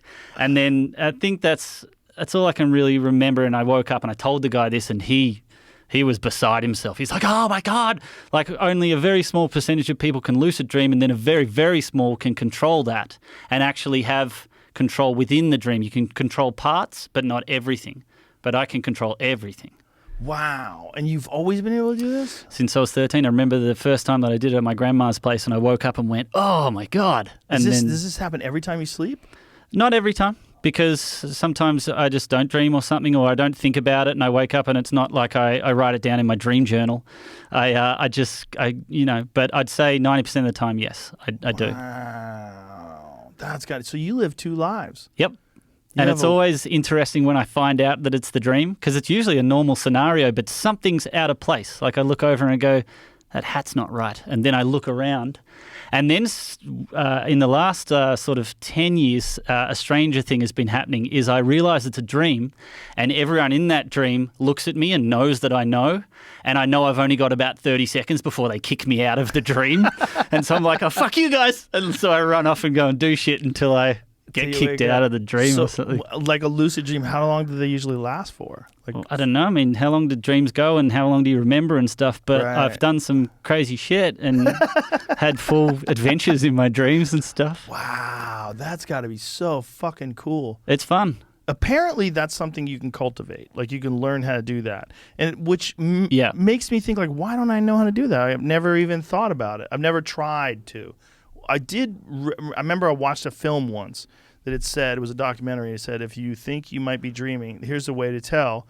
Walk up to, like when you're walking through a doorway, knock on the side of the doorway and go, am I dreaming? Oh. And if you can't knock on something, then you realize, oh, this is a dream. Really? And it did happen to me once. One time I did that. Yeah. Where I went and I tried to knock on the door, like, oh, I'm dreaming. Yeah. And I realized I was dreaming, and nothing crazy happened. I mean, I've had crazy dreams before, but not this time. But I was kind of in this lucid dream, and then I woke up. But people spend a lot of time trying to get that. Like, we'll do that, and then the next night we'll try again and stuff to get themselves to a point where they can lucid dream. It's just always happened to me since I was a kid. That's wild, dude. Yeah. I wonder if there's like a study they could do on you. They could do plenty of studies on me, but I don't think it's a good idea. I think if they like sat you down in like a sleep study and examined like what is happening during your brain, and if you could wake up and go, yes, I was lucid dreaming, this is what I did. Like, I wonder if they could see the activity. I used to sleepwalk a lot too. Like lock myself out of the house, out in the street in my underpants type. Yeah, dangerous shit. You know Michael Bisping, the fighter? I heard that. I was laughing my ass off. It was so crazy? funny. But I've done all that sort of stuff. Same thing. For people who weren't listening to that episode, Mike has night terrors. And he had a night terror where he had family staying over his house. He runs out naked and climbs over the neighbor's fence. And now, granted, this is not just a regular person. This is a former UFC middleweight champion of the world who's a fucking savage, who's out there screaming naked, climbing the neighbor's fence. And then wakes up in the middle of it and realizes what he's done. I've done that, but I had my boxer shorts on. I wasn't completely naked. He sleeps naked. Yeah. I think if you were a fucking guy who has night terrors, you'd probably sleep with pajamas on. Maybe put a little precautionary underpant on, something, yeah. I might even sleep with shoes on. Like, why take a Get chance? ready. What if I step on broken glass and I'm running around like a fucking maniac? That's a thing, though, that night terrors where like people just run out and like smash through windows and shit and get cut up and don't realize what happened to them. There's been stories of people jumping out of windows and, really hurting themselves and stuff. Yeah, I've heard those. The bad thing about not the bad thing, but sometimes it happens when let's say I've been out and I haven't done it in a while, but a whole weekend of partying and stuff, and I'm quite hungover and when your brain's not working properly and stuff, and then I think, oh, is this a dream? And it's not. And I'm looking around going, oh, this is a dream. And I go, hey, it's not. Don't do anything stupid. You're not in a dream right now. You're just hammered. You're just hammered. You need to go home. You think you can fly? Yeah, and I'm like, I'm going to fly to New York. And I just jump off something. It's like that old Bill Hicks joke. Young man on acid thinks he can fly, jumps off a building. What a tragedy. He goes, what a dick. He goes, he really thought he could fly. Why didn't he just take off from the ground? He goes, the world lost a moron. It's a fucking great bit. That's funny. He's a great bit on how come nobody ever like realized, like there's no positive drug stories in the news. You ever heard that bit? No. See if you can find it. Bill Hicks, young man on acid. I had a T-shirt a while back that was Bill Hicks is one of those comedians that I kind of missed just in my entry to comedy and being in Australia and not knowing him, and I know from the stories. Same with Kinnison. He was a guy Kinda that missed I him. saw when I was just starting out. I was only like a year in a comedy or so, and he had been on Rodney drink from the beginning. This is from Revelations. Wow, what a fucking tragedy, huh? I guess I'm one car length up in traffic tomorrow. How about a positive LSD story? That would be newsworthy, don't you think? Anybody think that just once, to hear a positive LSD story? Today, a young man on acid realized that all matter is merely energy condensed to a slow vibration, that we are all one consciousness experiencing itself subjectively. There is no such thing as death. Life is only a dream, and we are the imagination of ourselves. Here's Tom with the weather. You guys are great. Thank you very much. Good night. He closed with that. That was Revelations. How many years did Bill Hicks get? He died in the 90s. I know he died in the 90s because I knew his girlfriend. And I was living in New York. And so this was like 93. And she was a comic. And I did a gig with her in Connecticut. And we were talking about it. And it's like it was a real bummer for her. Like they had already broken up and everything like that. But she knew him back in the day. And I remember at the time, like it was a weird connection. I had seen him. I saw him bomb one time, hard to the point where he cleared the room. Yeah. And he never lost confidence. It was crazy. Like Yeah, I'd that's never why seen it's so it. good. You gotta. I never saw a guy bomb so comfortably. Like he didn't mind that like the fucking it was the same club that gave you Coke or Cash. Oh yeah. Same club. That's where he bombed. It was in called the Boston. Coco Cash. No, next Comedy Stop. I've heard of that. Is that still around or something? I don't think it's the same owners. Okay. It was a full-on mob-run joint at one point in time. The Comedy Store was a bit like that, wasn't it? No. The Comedy Store was run by the club Mitzi. beforehand was. Yes, Right. Ciro's nightclub was Yeah. Bugsy Siegel's place. Oh really? Yeah, that's why there was always these stories about ghosts at the Comedy Store. Yeah, Because- I've done that tour and stuff. Have you? Yeah, I can't remember who took me through. Maybe Tommy or. Oh yeah, they take you in the basement. Yeah, everywhere and show me where the hole was, where they'd get people to walk up the stairs and Yeah. then ponk. Yeah, allegedly. I mean, who knows how much of that's true?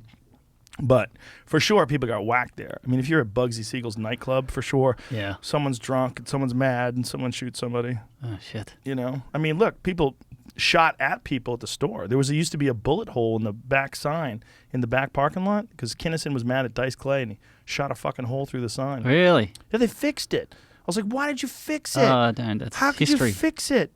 So the bullet hole's still there, but the sign used to have a crack in it where the bullet had gone through and then gone into the wall. Someone was shot there about 8 years ago because I was. Yes, that was Yeah. an audience member. He was involved in some sort of illegal activity, and Yeah. some rival gang member showed up and shot him on the patio. Yeah. I think Hinchcliffe was there when that went down. No, Rose was there. Shit. Rose, the bartender, was there when that happened. It's Wow. terrifying shit. Yeah, but that place, who knows how many people had been killed there during the Ciro's days, but that was run by Bugsy Siegel. Wow. Yeah, it was like a. Yeah, they used to say there's a booze running thing from the house down to the store. Supposedly. Yeah. There's a house on Crest Hill, which is right above it, which I almost bought at one point in time. Really? Yeah, but I had a crazy dog who was an escape artist, and He goes through the tunnel and just gets down to the comedy store. The defense situation was not suitable. It was like it didn't have a big enough yard for him, and the fence was not suitable, and he was smart. And Yeah, I was right. like, I am going to have this dog get loose and run around the neighborhood. What kind of dog? He's a pit bull. Yeah, you don't need that. He was not the dog you wanted getting out. Really. No.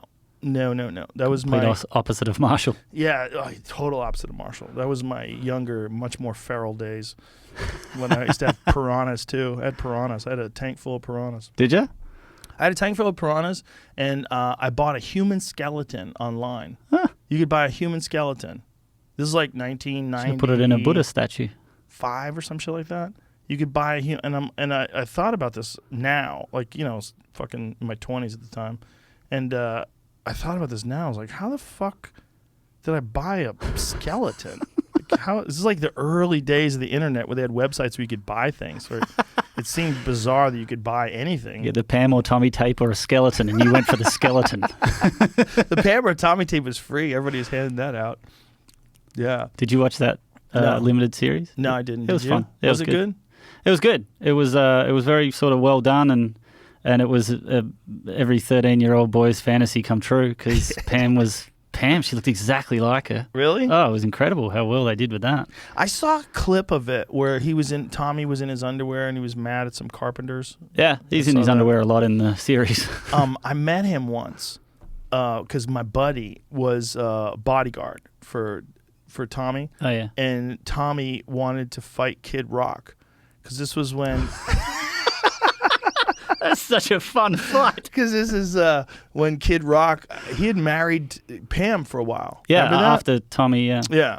And so I guess the two of them were doing like what Pete Davidson and Kanye West are doing right now. God. Like publicly quarreling over their, one of their former ladies.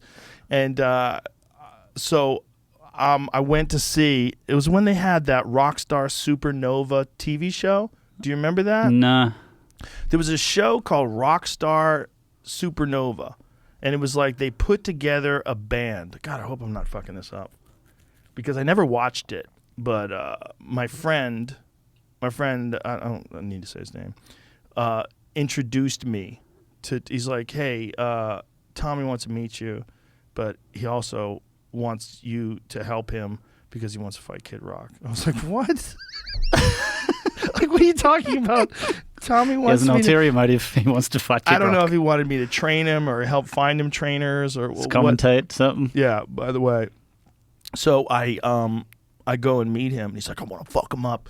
And I looked at Tommy, I'm like, Kid Rock is, like, that is a wild boy from the South. Oh yeah, your money's on Kid Rock. I don't know, man. I just think, at the time, I would have put money on Kid Rock. They seem pretty matched height-wise and size-wise, And right? the amount of deterioration they've done to their bodies. Yeah. They both. I don't know, man. I was like, Tommy, I don't like your chances here. I think Kid Rock is wild. Kid Rock, like, even the way he would sing, Kid Rock. Yeah, like, right. He was a wild boy back in the day. Kid Rock was wild. I went to Kid Rock's house in Nashville, and he has a replica of the White House built on his property in Nashville. It is a massive house that he's building. It's quite a bit bigger than the To actual scale. White House. Oh, it's bigger? quite a bit bigger. Yeah, the real White House Does is he have pretty an small. Oval Office and everything? And No, it's way better than that. wow. It is 2 bedrooms. It's about 27,000 square feet. It has 2 bedrooms. It has the guest bedroom, and it has his main bedroom. The rest of the house is just Party central. Really? He has a gold elevator in the center of the house, and he goes, and the construction worker was like, well, a lot of people like to hide their elevators. He's like, fuck that. He goes, I want people coming over my house like, Kid Rock's got a fucking gold elevator.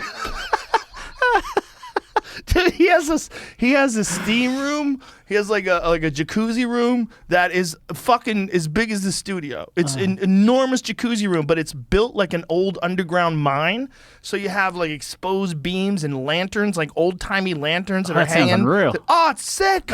Because he's like a fucking redneck with insane A amounts redneck of with money. He's got insane amounts of money, and he's got this fucking ridiculous house that he's built up there. Where with is it? this Is it here? amazing? It's in Nashville. Oh, Nashville. With this amazing view. Amazing view. I was up there. Why did he do the White House? Because So he's a interesting. fucking animal. Like, why not? He's like, I don't give a fuck. That's hilarious. He's a wild dude. It's the setup was incredible though. I mean, he has a golden shower, like a literal golden shower. You walk into like off the master bathroom. Like he's so happy to show you all this shit too. Off the master bedroom is the master bathroom, and the master bathroom has a giant shower that has gold tile. I mean, it's like literal gold. He's a golden shower. The entire shower is gold. Everything's gold. It's not fake gold. It's real gold. No, it's real gold. It's fun. Like he thought it'd be fun to have a golden shower. It's like when you it's like you give a fucking 13-year-old kid $100 million and you say, build whatever you want. Build whatever the fuck you want. I want a golden shower, bitch. I want everybody to know Kid Rock's got a fucking gold elevator in the middle of his house. It's hilarious. He's such a nice guy. He's so nice. Kid Rock is a really friendly guy. He's a fun guy to hang around with. How old's what he? a character. I guess he's around my age. How old's Kid Rock? He's a fucking character, though, man. He's just, his whole place, he's got a church on his property. Oh. Yeah. Is he a church guy? No. Turned 51. 51? So he's a little younger than me. He's got this giant, he bought this big-ass piece of land. He's got, fucking hundreds of acres up there. It's just a huge chunk of land. And he's got a fucking church on his property. Oh, shit. He's got a billiards hall. Like you go to his house, it's like it says billiards, and it's like this giant barn. And he has multiple tables. Well, no, he had one table, but it's like it says like it's just play. He's got play. Everything's play. He's got like Rangers that you drive around, those like ATV vehicles. It's like, Does he live there full time, or that's his party house or something? I think he does whatever the fuck he wants, man. I mean, I think he lives there sometimes. He lives other places sometimes. Like, Kid Rock is preposterously wealthy. He's just preposterous. He's been doing these arena shows like his whole life. Really? Kid Rock was famous when I first came to California. So when did Kid Rock burst onto the scene? Around 99. Yeah, 2000, okay. Something like that. So I first came to California in 94. So you got to think 99. So Kid Rock has been balling out of control since let's say 2000. Let's just say 22 years of doing arenas. Each arena, he's like getting a piece of the bar because Kid Rock is smart. Like he has like this deal where he gets a piece of the bar for every Metallica. He knows how to do it. Yes. Well, it's also like you're gonna sell out. Like you're gonna have a Kid Rock show. It's gonna sell out. It's gonna be a bunch of fucking drunk, crazy rednecks. Yeah. Kid Rock, and they're gonna come see him. Imagine how much they drink too, and he's getting all that. Preposterous amounts of money. Shit. So he's been doing that for 22 years, and the only time he probably stopped touring was during the pandemic. So all these years, he's been selling out these massive venues. I never really knew much about Kid Rock, but I like him now. You got to stack millions upon millions of all those album sales back when you could actually sell albums. Yeah. He had those. So he was selling platinum albums back when you could sell. So he made a shit ton of money then, and then touring money, merch, all that shit. He was in Joe Dirt. He was in Joe Dirt. He's got some great songs too, man. He's got a great song with Sheryl Crow, like a ballad. Like he's got talent, man. He's an interesting character. He's a fun guy to hang out with too, man. Maybe you can set the fight up now. Tommy Lee, Kid Rock. I think they probably buried it. They buried their problems. But Elon Musk wants he wants to fight Putin. Have you seen that? Yeah. I offered my services. Oh, that'd I be texted sick. him. Who's winning that fight? I go, I will arrange all of your training. I go, if you really do fight Putin, I said, I'll arrange all your training. This world's crazy enough for that to happen. How epic would that be? It'd be so fucking epic. I would bring Faraz Sahabi in. I would bring Faraz Sahabi in from Montreal to train Elon Musk. God damn, that would be amazing. Just And the what do you think? between those Are they two. fighting full martial arts, or are they doing boxing? Or I would say martial arts. You'd have to do martial arts. Yeah, you'd have to like an MMA fight. Yeah, I mean it's 2022. You know, fuck the boxing. That's where the money's still at in the boxing, though, isn't it? Well, Elon Musk is a strange character because first of all, he's a very big man. Like he's not small, and Putin is smaller than me. Elon is quite a bit bigger than me. Elon is probably 6'2", Right. and he's big. Yeah, he's seems like a big guy. He's a big guy, and he apparently, according to him, he had some match with a world champion sumo wrestler back in the day for fun, and he fucked his neck up, like throwing this guy outside of the ring. But he actually defeated some world champion sumo wrestler. What? Now, if anybody else who is a billionaire told me that, I'm like, fuck you. Yeah, Shut Richard up. Branson. But he's not a liar. Like, and he's so fucking smart, he might be able to figure out how to do it. All right. Imagine that he just finds the mathematics of there he is. figuring out how to flip There's someone. Elon Musk with a fucking sumo wrestler. That shit was real. So he really did have a match that's real. Is there a video of this? It's a smaller sumo I would wrestler, imagine though. he would have tweeted the video. Bro, some of the world champions are, well, smaller. The guy looks like about 300 pounds. Yeah. But some of the best guys have been smaller guys because they're, stronger and faster. Like, there's like different schools of thought with sumo wrestling. One school of thought is like get the biggest, heaviest, strongest guy with the most amount of mass. And then the other one is like get a faster guy who has better technique. Yeah, right. Who maybe knows some other martial arts outside of judo, like sumo, or like rather outside of sumo, like judo or something like that. Have you ever been to a sumo wrestling match? I have not. I would be interested though. They're treated like kings. Yeah. Like that's what you strive for, to be a sumo wrestler. They had a sumo wrestler fight Hoist Gracie in Pride. Akibono. Akibono fought Hoist Gracie, and Hoist Gracie armbarred him. Really? Yeah, man, it was wild, wild fight. See if you can find that. That'd be more interesting than watching Elon. Akibono fought Hoist Gracie. Hoist was probably outweighed by 200 pounds. Oh my God. Yeah, it's crazy. And they wind up going to the ground. Hoist gets him in an armbar and taps him. Wow. Jiu-jitsu, jiu-jitsu. Yeah, it's pretty awesome. That was when Hoist had left the UFC, and then he had fought quite a few times in Pride. He had a few matches. Like, Hoist is such a bad motherfucker. What year was this? Does it say? So look at the size difference, man. Look at the fucking size difference. That is crazy. So Akibono fucked up here. He got on top of Hoist, and this was the big mistake. Like, he just thought that somehow or another, because of his mass, he'd be able to control Hoist. But Hoist is sneaking out the back door because he's got an underhook on the left side. So he sneaks out the back door, and they get standing up again. And then Hoist throws a low kick and immediately goes to his back on purpose because he recognized that Akibono is just kind of lay on top of him. You also got to recognize that when someone is that big, their cardio is bullshit. There's no way that. So Hoist gets like what you would call like omoplata control on the left arm. So he's going to use his right leg on the left arm. Now he locks up the omoplata. So now he's in a shoulder lock position. He rolls it over and gets a straight arm bar right from here. Ooh. This is fucking amazing. So this isn't, yep, he's tapping right there. So that was like a combination of a shoulder lock and an arm bar at the same time. Fucking amazing. Hoist Gracie. So that is, he's in the middle of, I guess it is more of an omoplata than it is an arm bar, but he had both options for him. So the way that position is, that's the shoulder lock omoplata position. Right. And he also had the arm bar, straight arm bar position. He just took down a guy 200 pounds bigger than him. Well, it's just smarter. Just a great strategy. Like throw a kick and fall to your back, and the guy just instinctively, he didn't really know how to fight. He's just a sumo guy, would push people around. He went on top of him and thought I would punch him, and then Hoist ties him up. What was that for? Like just some exhibition fight? No, or that was a fucking fight in Pride. Pride was an enormous organization. Oh. That was the rival to the UFC. And they did a lot of freak show fights. They did a lot of fights where they would have someone outweighed by hundreds of pounds. And that was one of them. They did a lot of those fights. They did a lot of crazy fights because Japan during the day had some of the best fights. They had arguably the best heavyweight of all time, Fedor Emelianenko. He was their heavyweight champion. Yeah. And they had Minotauro Nogueira, who was arguably the best heavyweight jiu-jitsu fighter of all time, who was their champion at one point in time too. And at one point in time, Nogueira fought Bob Sapp. Bob Sapp was 370 pounds with abs. He was one of the biggest guys I've ever seen in my fucking life. Sorry, I'm trying to clear my throat with the cough button.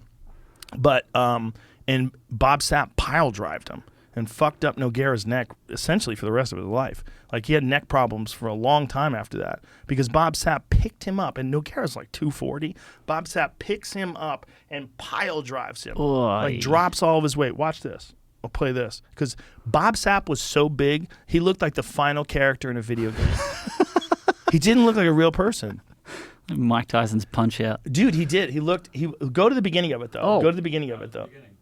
No. The beginning of it, it's like you see the two of them. Find different videos. You see the two of them facing off against each other. Hold on. That's it. So this is Bob Sapp. Look at the size of him, bro. Wow. Look at the size of him. He was so big.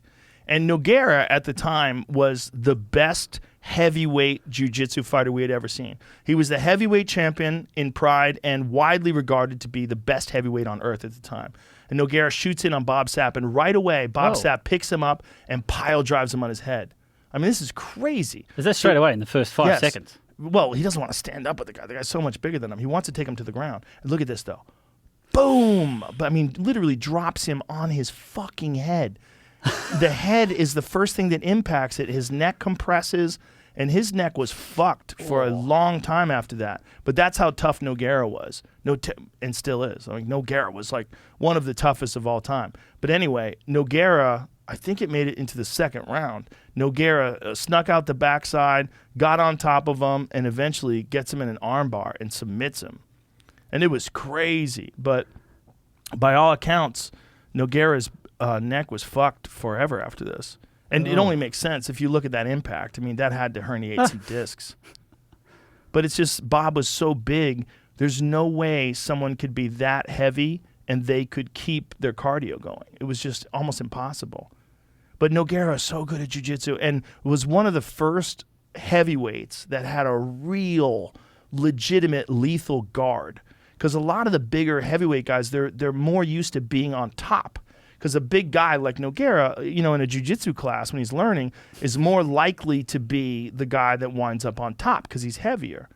Look at Bob Sapp tries to stomp him. Because in Pride, you could stomp people. You could do soccer kicks to their head when they're down. They had different rules. So he gets him in an arm bar, almost gets him in a triangle here. But then they go to the ground, and then when they go to the ground, I think this is the final exchange.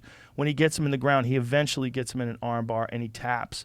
And I was watching it with my friends from jiu-jitsu, and when Nogueira got him in that arm bar, we jumped off the couch. We're like, yes! Because jiu-jitsu was supposed to be the martial art where the smaller, more skillful man could beat a larger, more powerful foe. And that was always like what you would think martial arts should be, like in the Bruce Lee movies. Yeah. But in reality, big guys most of the time fuck up small guys. Until jiu-jitsu came along. And when Royce Gracie showed in the early days of the UFC was that jiu-jitsu was so technical and there was so much advantage in knowing jiu-jitsu. Here it is. So he hits this switch here. And then he gets him on his back. And then when he gets him on his back, Bob Sapp was exhausted. Like, he couldn't believe that Nogueira was still fighting after all this time. And then he locks up this arm, and then he throws the right leg over, and he gets the arm bar right here. And we were watching this like, oh, my God, he's got it. Oh, my God, he's got it. And then when he separates the hands, Nogueira separates the hands here, and Bob taps. Look at that. And we were like, yes! Yes! Yes! Nogueira was a hero to the jiu-jitsu world. What year was that? Oh, my God, I want to say 2003. 2002. Shit. Yeah, man. I don't even know if I was working for the UFC back then. There probably wasn't a lot of jiu-jitsu around, and now it's There was. in every second. There was still a lot because after Royce Gracie had won the UFC in 1993, jiu-jitsu schools erupted. In Southern California, there was a shit ton of them. Because when I started jiu-jitsu in 96, there was Carlson Gracie, there was the Machados, there was Hickson Gracie, there was Royce Gracie and Horian Gracie had a school in Torrance. There was a lot of jiu-jitsu. Yeah, right. It had already blossomed because it was so effective, and because of Royce's victory in the early UFCs, it had opened people's eyes to this martial art that was so much more effective in these situations of style, like individual stylists versus individual stylists. Like now everybody knows jiu-jitsu and everybody knows kickboxing, everybody knows Muay Thai, everybody knows everything. Yeah. Like to be an elite martial artist, you essentially have to know a little bit of everything. But back then, these guys were specialists in the early days of the like 93. And the specialists, like these judo guys thought, I'm going to go beat the jiu-jitsu guy. And the boxer thought, I'm going to go beat the wrestler. And we got a chance to understand like what was the best. And early on, before people learned jiu-jitsu, jiu-jitsu was king. And it was king because of that guy, because of Hoist Gracie. Really? Yeah, and Nogueira was a direct descendant of Hoist Gracie in terms of like the effectiveness of jiu-jitsu being applied against bigger, stronger foes.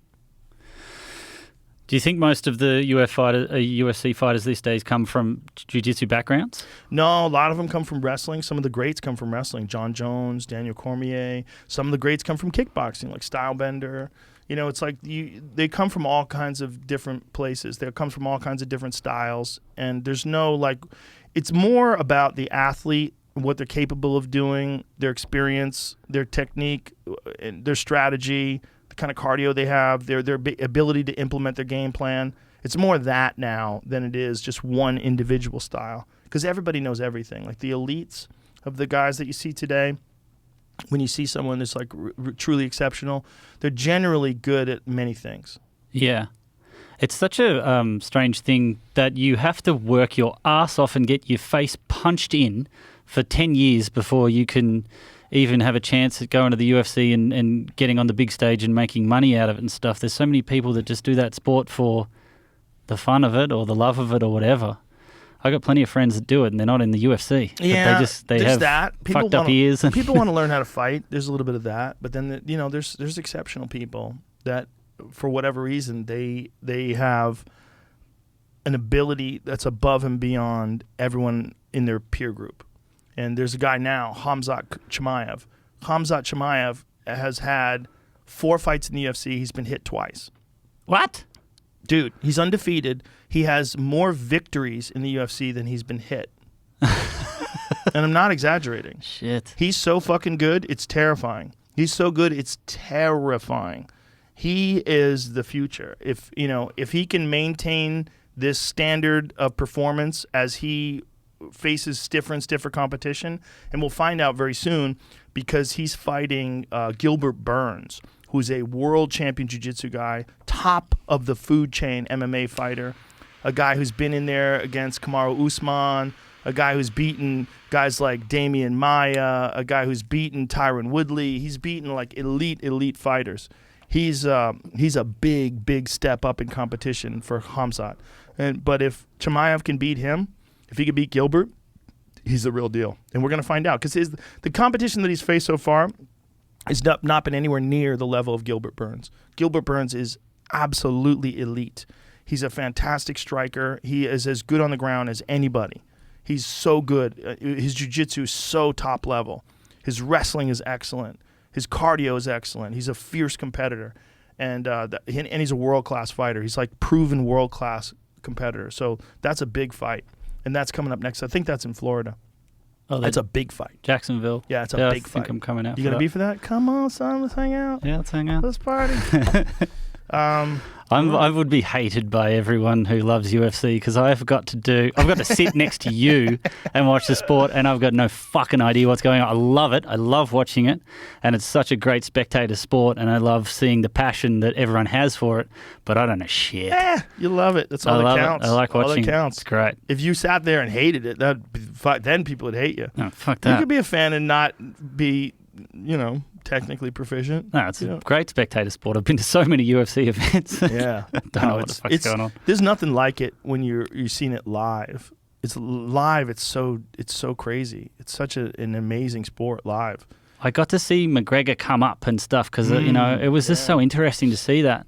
Yeah. And everyone was talking about it. We were in Vegas for a fight and the press conference got 1,000 Irish hooligans and everyone was like, what's going on? And they were all chanting and stuff. And because I'm from Australia and we party the same way, I knew that they were all just partying and stuff. But people were scared in the Vegas casinos because they'd come through and they're like, oh, what's happening? Well, they took over the casinos. I remember Mandalay Bay, there was a scene where the entire Mandalay Bay casino, like there's this hallway when you're headed to the Shark Reef. Yeah. You know that area? I was there. It was filled with Irish people singing. I was there. Singing. And everyone was terrified. And I'm going, they're fine. They're singing. Yeah. They're having fun. They're drinking. They're not interested in fighting and stuff. Well, but could you imagine if you were like a UFC fighter and you got caught up in that and they all wanted to take the picture with you? Oh, yeah. Like you would never get home. No.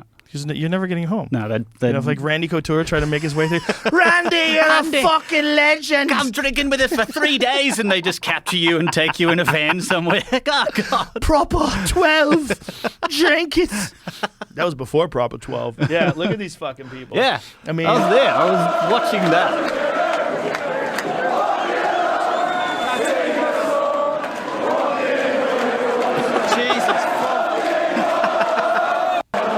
they're all singing a Conor McGregor song. But he's got his shoe in his hand. Why is that man holding his shoe? That's MGM. That was I think was 94 when he beat Jose Aldo? That's MGM.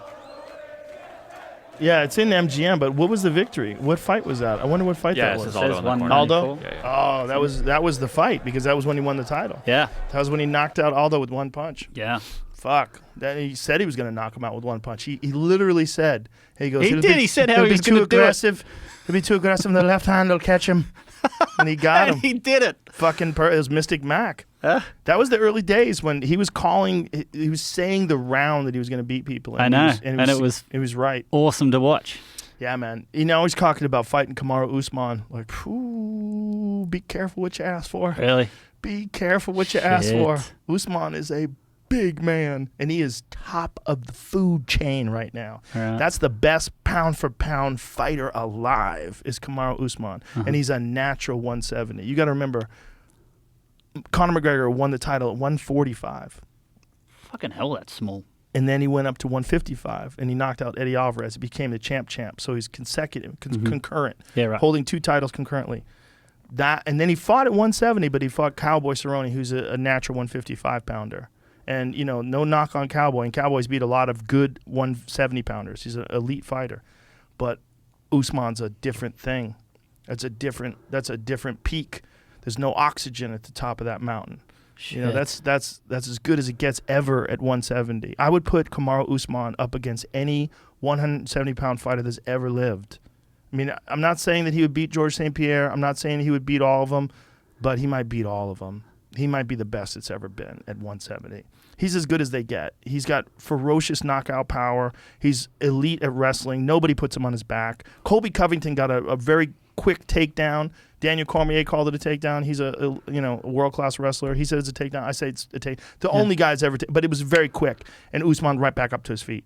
Like what so about Khabib? The wrestling, well, that's a different weight class. Oh, it is. Khabib's 155. See? Me being an idiot again. No, so you're not an idiot. Just out of question. But Kamaru is as good as anybody has ever been at 170, and he also has one punch knockout power.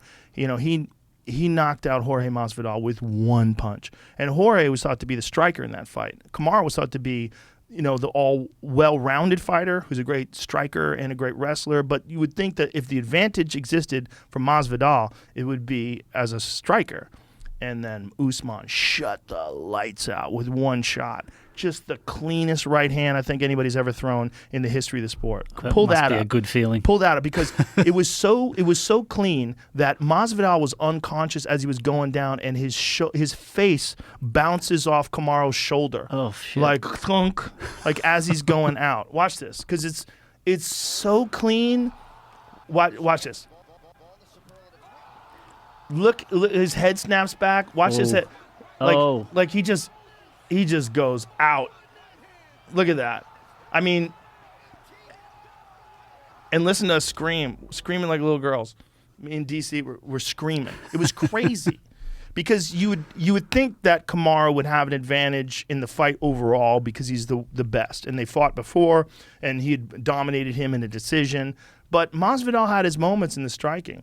But Kamaru is so good and so dedicated, and his mind is so fucking strong that he got so much better in the striking that he knocked him out standing in the next fight. And he's still getting better. He's still getting better. The strong mind is the key? It's everything. The mind is well, you have to have the body. Because if you have a strong mind, a bullshit body, Yeah, right. there's nothing you do. But Kamaru has both. I mean, look at his body. I mean, give me a photo of Kamaru's body. I don't want to ride the jock, but too late. He's about as shredded as any man. Let's get up pictures of blokes. I want to see some shredded dudes. As good a body as you could ever have. I mean, he's fucking shredded at 170 pounds. I mean, look at him. Dude, And look at that picture where he's pounding on his chest. That one there, over there when he's pounding. Look at that. Come the fuck on, son. It's like Terry Crews. He's fucking jacked. And he's about perfect for 170 in terms of like his dimensions. He's just tall enough, just strong enough. There's like a thing where like all the pieces have to be in place, especially in the UFC because there's so many weight classes. But the space in between the weight classes is so big. Like the gap between 155 and 170 is 15 pounds. That's a lot, man. That's a lot. It's a I'm lot. 15 pounds overweight right now. It's a lot. But I mean, you're talking about 15 pounds of lean muscle and bone. Right. You know, imagine 15 like beautiful cowboy cut ribeyes. That's the advantage that Usman has in like power and it's not like he's slow. He's got great speed. It's to be a great fighter, all the pieces have to be in place. You have to have amazing genetics. You have to have a superior work ethic. You have to have crazy discipline, and you have to have a mind. The strength of the mind is so important. The ability to overcome, the ability to figure out what to do in times of peril. When things go sideways, how do you adjust? What decisions do you make? Whether you have any give up in you. Some people have a little give up in them. Yeah. You just have to find what's that threshold. Right. And people have made Conor give up. They've made him tap. Yep. You know, he's tapped. Nobody's made Usman tap except one time. One time, the second fight of his career, he got caught in a rear naked choke and he got tapped out. But, you know, he was new. He's beginning, and, you know, it was like tap or nap. Like, take a choice. He got caught. He got caught in a rear naked choke and it was perfect. And, you know, anybody's ever been caught in a rear naked choke and it's perfect, you know, like, you're not getting out. And he wasn't good enough at jiu-jitsu at that time to get out. But since then, he smashed everybody. Yeah. He's done. He was the guy that when he was running through opponents on his way to the title, everybody was calling everybody out. I don't want to fight this guy. I don't want to fight guy. They never said his name. Nobody said Kamaru's name. Nobody's like, give me Usman. Like, what? People would go, what the fuck are you saying? And was he sitting there going, how come no one's calling me out? I need these fights. 100%. Need these fights, you pussies. Come on. When I would talk to him, when I would interview him after fights, like he was calling everybody out. He was the Nightmare. I mean, that's his nickname. Right. He's the Nigerian Nightmare. That was what he really is. He was the Nightmare because everybody was like, let me get to the title before he comes there. Like, let me get a Let me get a taste before he comes in too hard. Just give me a piece. Because Shit. there's guys that are so good. They're so good that you really don't know who's going to be able to beat them. And with Kamaru, the guy in his division is Khamzat Chimaev. So that's Khamzat Chimaev. Khamzat has 4 fights, destroyed everyone. He's undefeated in his career. I mean, smashed people. See if you can find a highlight of Khamzat. Smashes people. And he's from Chechnya. Yeah. He's a wild motherfucker with his crazy beard. And after the fights, he's like, I kill everybody! I'm going to kill everybody! He's fucking terrifying, man. And the people that train with him said, bro, you've only seen a fraction of what this guy's capable of. Shit. His work ethic is unstoppable. Like, give me a rewind before that. This is Gerald Mearshart. He smoked him with one punch. First punch of the fight. Smokes him. I'm telling you, man, this motherfucker is wild. And he's like, I kill everybody. I kill everybody. But everybody he's fought. His last fight, he fought Li Jingliang. He grabs him, picks him up, and brings him over to Dana White. So this guy, he just beat the shit out of him and stopped him. But I want to see, and this is one of the guys this is one of the few times he's been hit. And like these, they count these as punches. Like, look at this. He's getting controlled, and this guy from his back reaches up and kind of punches him a little bit in the face, and they counted that. But scoot ahead to Li Jingliang, because that's one of the scariest ones. Because he reaches in, he picks him up, and he carries him over to Dana White. And they don't have that on? Oh, this is probably an earlier highlight before. Yeah, this is, because Dan Hardy's there. He picks him up in the beginning of the fight, drags him over to Dana White. He's talking to him. He's like, I smashed them all! I'm going to smash them all! You see this, Dana? And he slams him on the ground. See if you find Khamzat versus Li Jingliang. No, just go Li Jingliang. Jingliang. There it is, right there. I know. I was see just that? saying, type see, in but see right there? slams. That's Got it. That's it. That's it. You just play the beginning of it because it starts with a slam. Like the fight is so fast. Like he reaches in at the beginning of the fight and just it's not the actual fight. Yeah, because the UFC pulls these. So he shoots in on him, grabs a hold of him right away, hoists him up in the air, and walks over to Dana White while he's carrying this. So this is it right here. Look at this. That's so Look at this. disrespectful. He picks him up. He carries him in the air, and look, he walks over to Dana White. He's like, "Look, Dana, He throws him down. See Chimaev lift him. He carries him Look at over this. to the boss. He's like, "Hey man, I got him." He's gonna say all kind of crazy things. Throws him down, and it's here. He's not even paying attention to the fighter. He's not even paying attention to him. He's having a chat with Dana. Now in the this middle of a fight. guy is, he's several fights away from fighting Usman. Because if you look at it realistically, right now I think Leon Edwards is next for Kamaru Usman. I think Dana White has said that, and I think that's right. That's the best fight. Leon is a spectacular fighter, super technical, super high level. That's going to be a great fight. They fought once before. Kamaru won a decision, but it wasn't like he didn't destroy him, and Leon has gotten substantially better. So is Kamaru. That's a great fight. That would be next. But if Khamzat can keep going, if he can get past Gilbert Burns, and that's a big if, because Gilbert's a big step up. But if he can maintain the level of performance we've seen from him sometime up until now rather in the octagon, that's a big fight. But there's a lot of ifs there. Right. That's the sport is. Look, he got really sick with COVID and kept training and almost retired because he's so tough that he tried to keep training when he was recovering from COVID and got his lungs were bleeding. There's a picture of him where he posted on Instagram that he's going to retire, and he showed a photo of his toilet bowl, and the toilet bowl was filled with blood, splattered blood from him coughing blood into the toilet. No, from COVID. He got COVID. He was one of those guys that's just too tough and kept training and didn't recover. He got COVID and was like, fuck it, I train. Even with COVID, I fucking train. So he kept training while he had COVID, and he was coughing blood up, and it took him a long time. He was in the hospital on multiple occasions. More than one time he was in the hospital for COVID because he would get better. They'd let him out of the hospital, and he would train again. And then he'd get back in the hospital. They're like, what the fuck are you doing back here again? He wouldn't just recover. So he's just an animal, just a complete animal. Yeah, right. But super technical too, like an elite wrestler, fantastic striker, work ethic second to none. So it's going to take someone like that. He's got to keep going. He's got to beat guys like Gilbert Burns. He's got to beat world-class fighters for him to legitimately have a shot at the title. But if he can keep going, what a story that is. And that would be an epic fight. There's a lot of ifs. Does he have the time? Is he getting old? He's young. He's good. He's young. Yeah. How old is Khamzat? I think he's in his 20s. Shit. Yeah.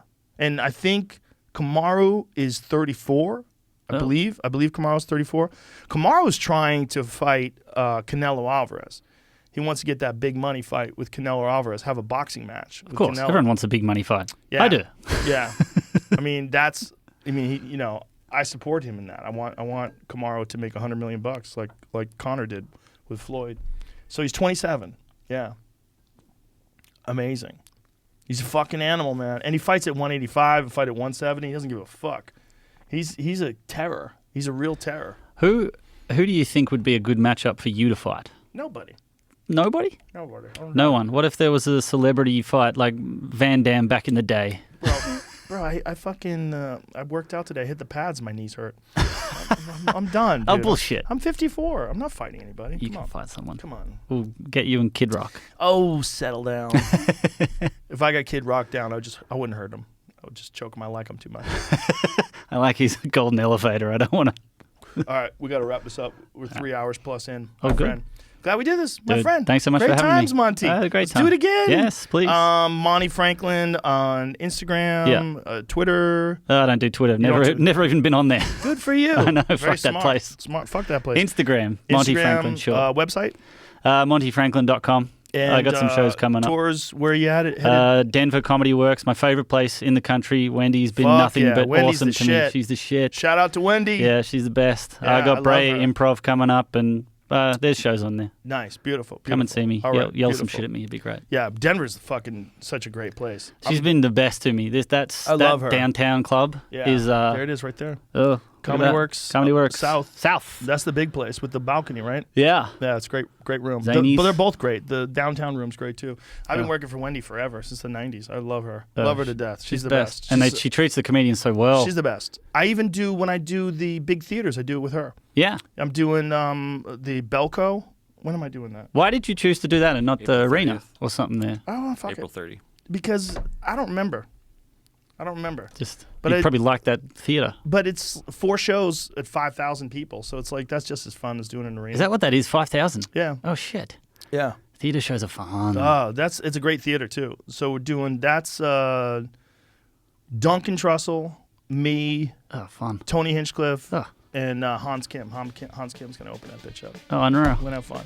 Dude. All right, my friend. Thank you, mate. Thank you. Thank you All very right. much. Bye, everybody. Bye.